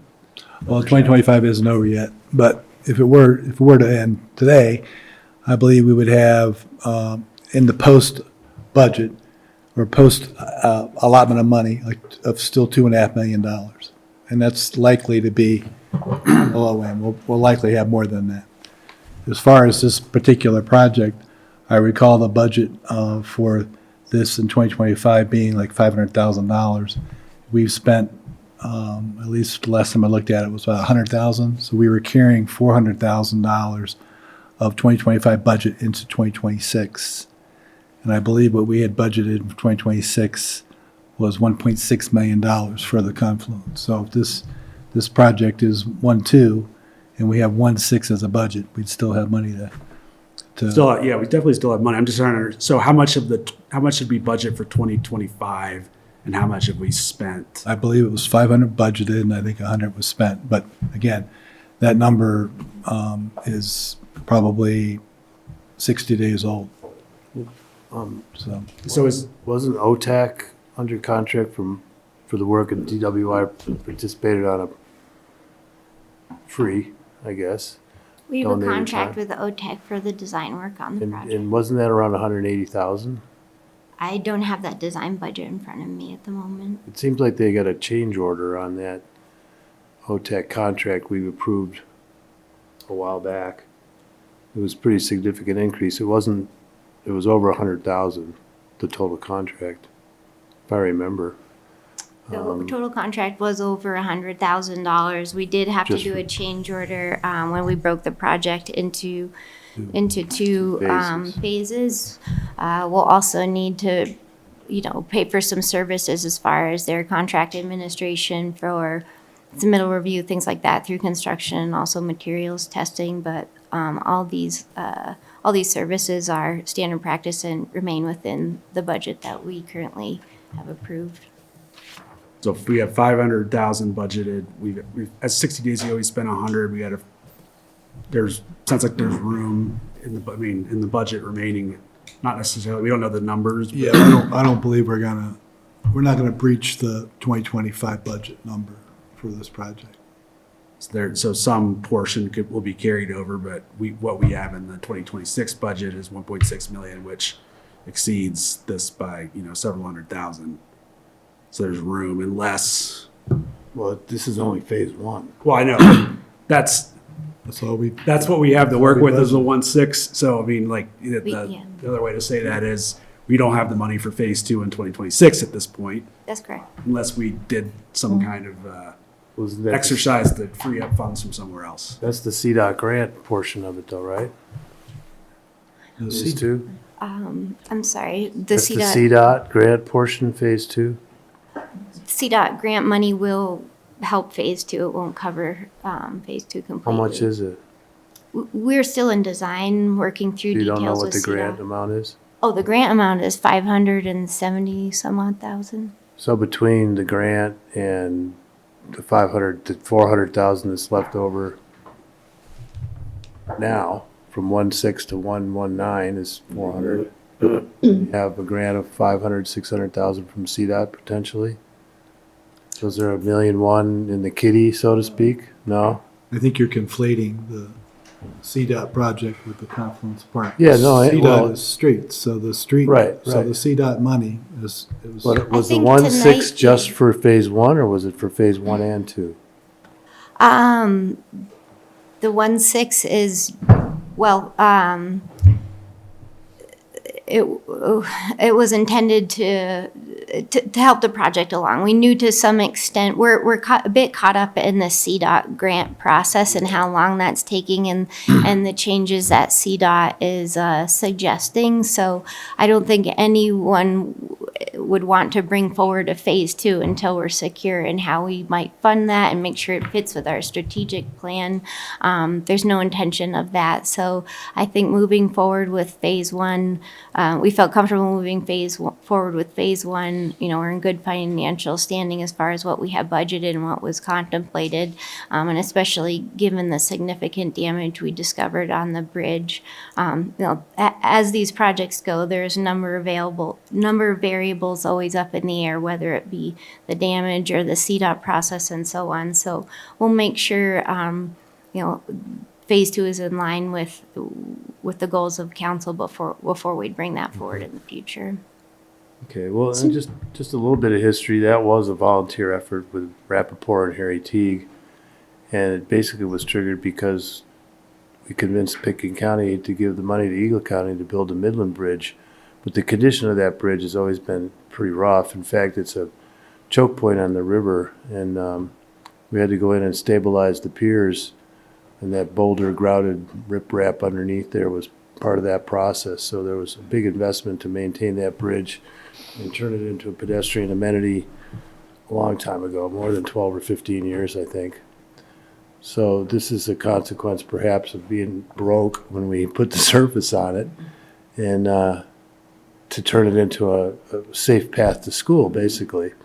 And and then, you know, the extra expense of stabilizing the footings was unknown at the time too. So that's a lot of money was sunk into that.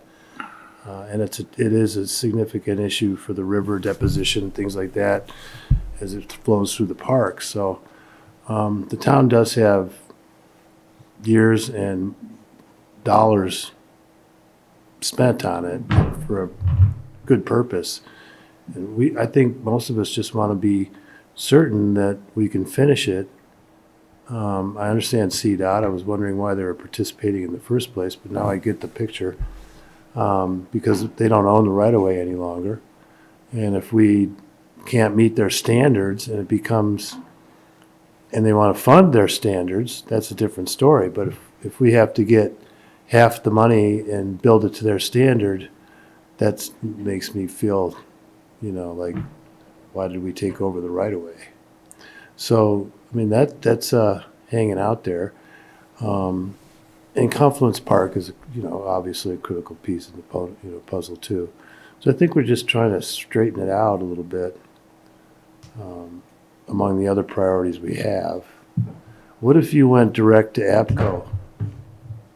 Are they the majority of the 1.1? No. No, okay. Seems like they would be, but maybe not.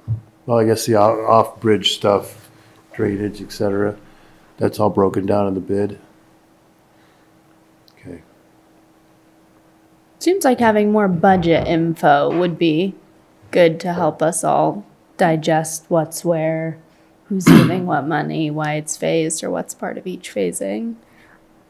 And what we don't know too, right? Like, hey, there's a blank spot here, like as far as what's coming. And I think though, I mean, just listening to all this, if we're gonna, I'll save my question for you until after I make the comment.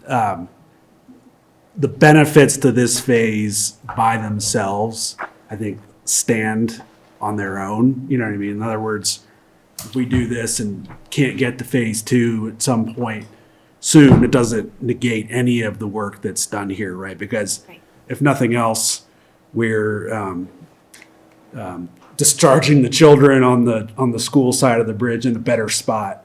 We just want to make a better path for them to get to the intersection in the future. But hey, we fixed the bridge is deteriorating. We've got that. So I'm comfortable with the phasing, and even if there's a break in the work as we figure out funding and work with CDOT and whatever else has to happen. I just think, so that means I'm comfortable with this as it is now as a phase one, but we do want to understand, I think, where, what are the other pieces? Where's a missing piece? We don't know how much it's going to cost, when it's, we think things are going to come into clarity and et cetera.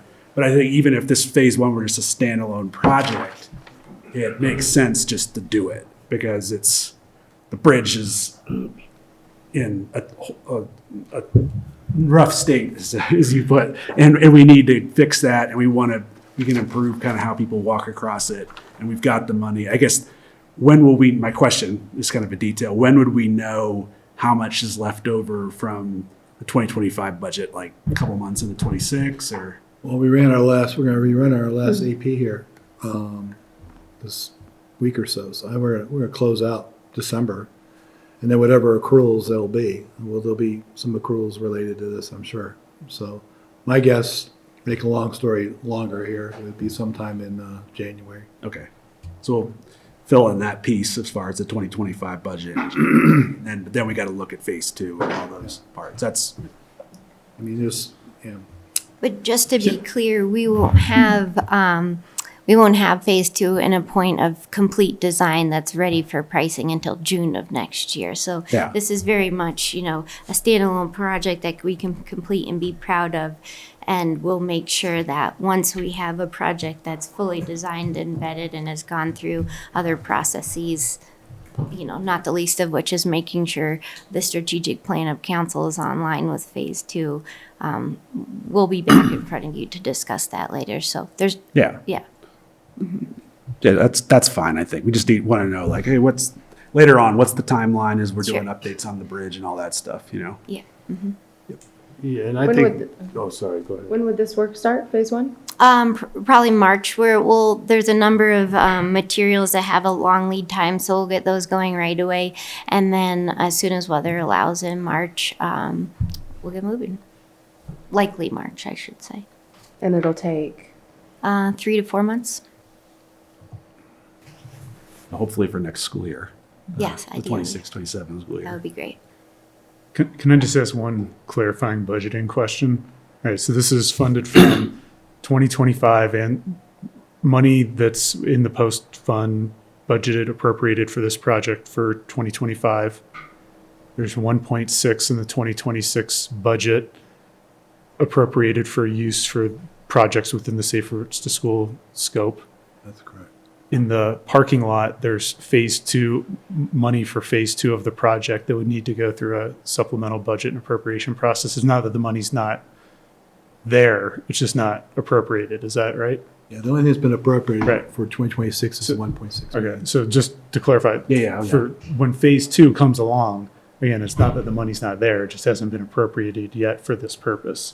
And this was a kind of the change at the end of the budgeting process. We'd have to appropriate, but we'd also want to look at like what's the revenue into that fund and expenditure, capital expenditure, and is there offsetting revenue into that budget? I mean, I know we have reserves, but do we have? I think it's fund balance, right? The fund balance on Yeah. post is projected to be $2.5 million. But that's our reserve. I don't think that's the fundamental question. No. Do we want to spend? It's not our reserve, it's just unspent money. Unspent post money is $2.5 million. It's free. So, but I guess, let me just put it a different way. With what we have in the budget for this year, does that more or less match what the revenues into post will be? This year being 2025 or 2026? I'm sorry, 2026. So 2026, we had budgeted $3 million going into the post, and we embargoed 20% off the top for maintenance. So really, $2.4 million was the capital number for post, and that was what was budgeted for 2026. Included in that 2.4 million was the 1.6 for this project. Right. We put a bunch of other things in the parking lot. Arbany Park, there was the Rocks Park, there was some other projects there that have been various stages of design and engineering aspects of the project. There's probably 4 or 5 things in the parking lot. Around the roundabout over on 82, that's in the parking lot.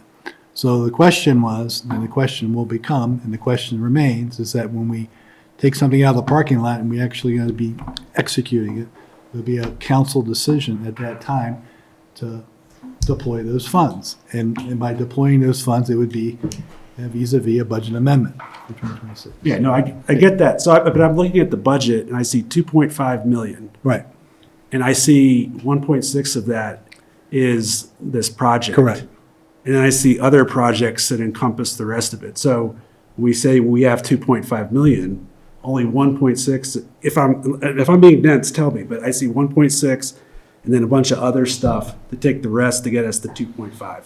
That's correct. So where would we get more than 1.6 without cutting something else? Because we're going to start the year with 2.5 million in the bank. So we'd have to spend more than, what's coming in this year for post? What do you forecast? 3 million. 3 million. So we have another 500-ish. We're going to probably spend, of that 3 million, we're going to probably spend, I don't know, 2, 3, 2, 2. So we're going to build on that. We're going to build on that. We have a little bit of wiggle room. I just don't, what I don't want to do is maybe I'm the only one, but I don't want to spend more than we're taking. I don't want to deficit spend either. That's why we changed the way we were budgeting the number. Yeah. And we're starting with, if you think about it, we're starting with $2.5 million. That's really representative of the full year revenue that the post would be, because post revenue is $3 million. And 3 million, you take 20% of 3 million is, what's that, $600,000, right?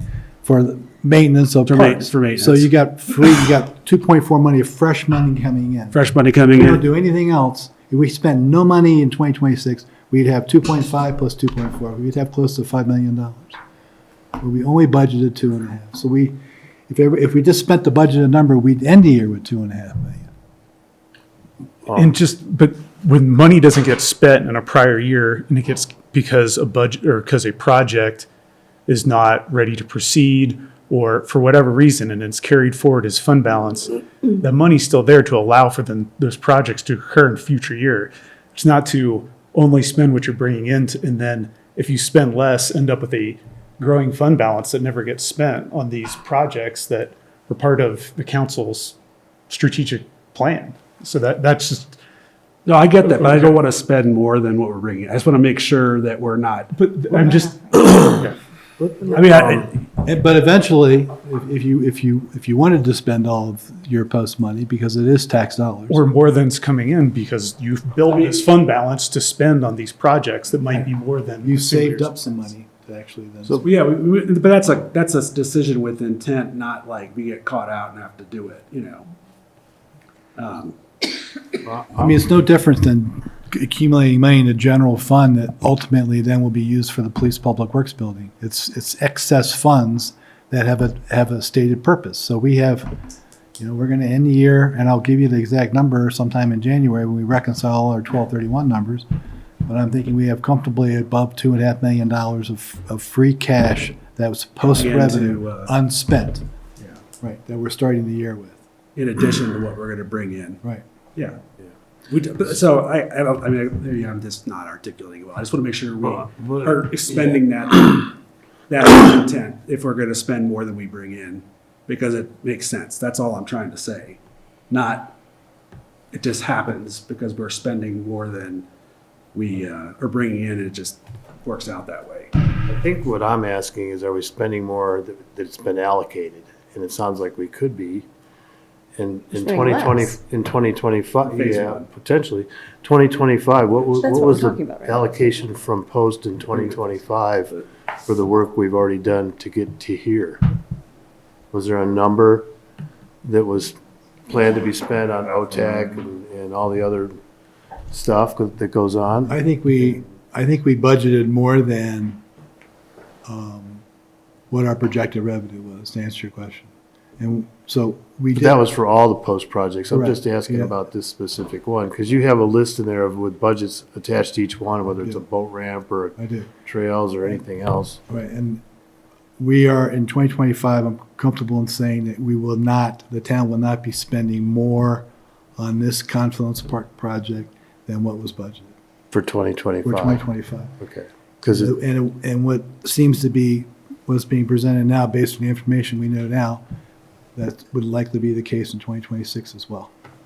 potentially, yeah. Well, yeah, I mean. Well, for phase one. Phase two, I think is, maybe, we were Phase two talking about hasn't two been different quantified. things, but phase two would be the Hasn't been quantified. It would be, Phase 2 needs a whole nother budget. yeah, a whole nother budget that's not in here, and I know Yeah, you there's know, $2.5 million we're bringing into, there's $2.5 million we're bringing in, we'd have to decide if we wanted to use that for phase two or not, and budget it. Or something else. Yeah, or something else. It's there, but I mean, like, so we just have to decide if that's what we want to use it for, given everything else that's in the parking lot, given uncertainties in the future, et cetera, et cetera. And given our capacity to actually execute some of the projects to begin with. Yeah. But that's right. Well, I think there's some opportunity to clear it up a little bit going out of this, ending in 2025 with some kind of pretty firm picture on where we stand today and where we're going on phase one, and come back, in a couple weeks or whatever and report on that. I think that there's been a ton of money invested in that place over there, and the population that uses it has increased 300 times over 20 years ago. And it's a key to the case as far as connectivity that we all talk about, and it's internal to downtown, which is really interesting to me because we sometimes extend ourselves out into the edges of the urban growth boundary when focusing on this, which is not only benefits school kids, but it benefits everybody else that I see walking from the bus stop over to Elk Run. So I just think we just want to make sure we're all accountable to the decision of how much money it's going to cost. CDOT is CDOT. I don't want to really end up with CDOT standards in the middle of Basalt necessarily. So if we have to sacrifice some of that and, develop our own public works standards for intersections and things like that, that are at least congruent with CDOT, but not as expensive as they seem to be. You look at things that are going on at this Crown Mountain deal. So I'm getting a better comfort level for it. And then there's a lot on the menu to do. So is that something you guys can do and kind of come back with? I guess I just want to be breakdown? clear. Like OTAC, for example? Yeah, so going into this year, we made a budget number that was clear, and our design scope has stayed within that budget number. We've now come forward with phase one. That phase one is within our budget number for 2026, and and there doesn't seem to be a way that we would ever go beyond that. So, and we don't have a plan for how we bring phase two forward yet, and we wouldn't do so until we had a time when we had a budget clear. So going into next year, I guess I just want to make sure, happy to get you any more information you want, but I think at this point, all we have to bring forward is a phase one, and I think we're in a strong position coming forward to you with a very reputable contractor and subcontractor to complete the scope within our budget and deliver us a product that I think we all would enjoy into the future. So can you help? Can you help? I don't have an issue with the contractor. No. I'm just trying to chase the tail here of the project so that we can vote on this either tonight or push it off until anybody else. Vote on it. Yeah, I think. I'm comfortable with phase one. Like, It's just that it's a good conversation. I think you guys understand where we're coming from as far as wanting to understand phase two before. And I think we're on the same page that you're not gonna bring it forward until we have it. But phase one in and of itself stands alone as far as its benefits. It's not like a sunk cost if we never do phase two. So I'm comfortable with it. Sorry, Ryan, go ahead. No, it's fine. I think there's just confusion of where some of the money is, and I think we're all just in sticker shock, and it's fine. It's gonna be a great product, and I think none of us knew how bad the bridge was and all the inner workings of that. So if everyone's done, I'm ready to make the motion. So. Go for it. Okay, here we go. Mayor, I move the town council adopt resolution number 63 of series of 2025. Second. It's been moved and seconded. Pam, will you please call the roll? Absolutely. Let's begin with Hannah Berman, Yes. Angela Anderson, Yes. Rick Stevens, Yep. Angel Dupré-Bouchard, Yes. Ryan Slack, Yes. David Knight, Yes. Dieter Schindler. Yes. Peter, hanging in there. You, Dieter. Yeah, you guys are hanging in there. Hope you guys are doing well at the Schindler house. Sorry, Pam. No, that's fine. Thank you. Motion carries unanimously. Thank you. Thank you, Catherine. Thank you, Michelle. Thank you all for the robust discussion. I think, this is like Doug put this new process forward. We're going to have to kind of do a little storming and figure out how to do it. But I truly believe in the long run, this is going to be better for us as far as how we manage our money and how we do our strategic planning. So thank you all. Okay. Anything else? Are you still up, Catherine? Yeah, you are. Yeah. Next up, we have item 7F, public hearing and second reading ordinance number 20, series of 2025. This has nothing to do with the budget. Does it mean we won't make it complex, Catherine? There's some money somewhere. An ordinance of the Town Council of Basalt, Colorado, amending Chapter 16, Article 17, and Chapter 18, Article 2, related to floodplain map adoption and continued participation in the National Flood Insurance Program. And Catherine, you're still in, it's not a hot seat. Like, No. You're fantastic. We love it. Solidly warm. This is second reading, so I don't have much to add. It's really just an update to our municipal code referencing the correct and newly adopted floodplain maps. I think we went over most of it last week. I didn't receive any questions from the public in the meantime since first reading, but happy to answer any questions you all have. Any questions or, I gotta do a public hearing, so let's go ahead and do that. I'll open the public hearing. But anybody wants to come up for ordinance number 20 and make comments? Floor is open online. There's nobody here making comments, so we'll close the public hearing. Any questions or comments for Catherine? I have one that's kind of been percolating. I know that FEMA and that agency put out public notices to the residents down on Oak Grove and those areas that are being impacted by this change. And I know that's not the town's responsibility to be the caretakers of our property owners, but sometimes I feel like when these other entities get involved at this level, when they're changing a land use regulation or a statute, that it would behoove Basalt just to put out a little extra effort to make sure that people that are impacted that we have as neighbors are noticed, and maybe informally, but at least networked somehow. I have a lot of friends that live on that street, and I'm not sure if any of them knew about it, or what it does to their property value, or if it does anything. We did mailers to everyone that was impacted and hosted a public meeting. It was a little Town while did? ago now. Mhm. Okay, so that's good. So let's keep that up. And, we talked about it earlier about the process of accelerating feedback from the community on other projects. So I think that's a good place to go. It also would be very congruent with the process David just talked about. So that was my only comment.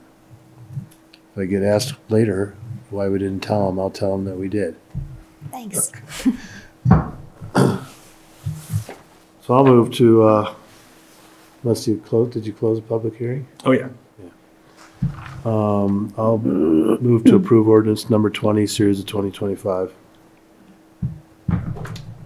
Is there a second? Second.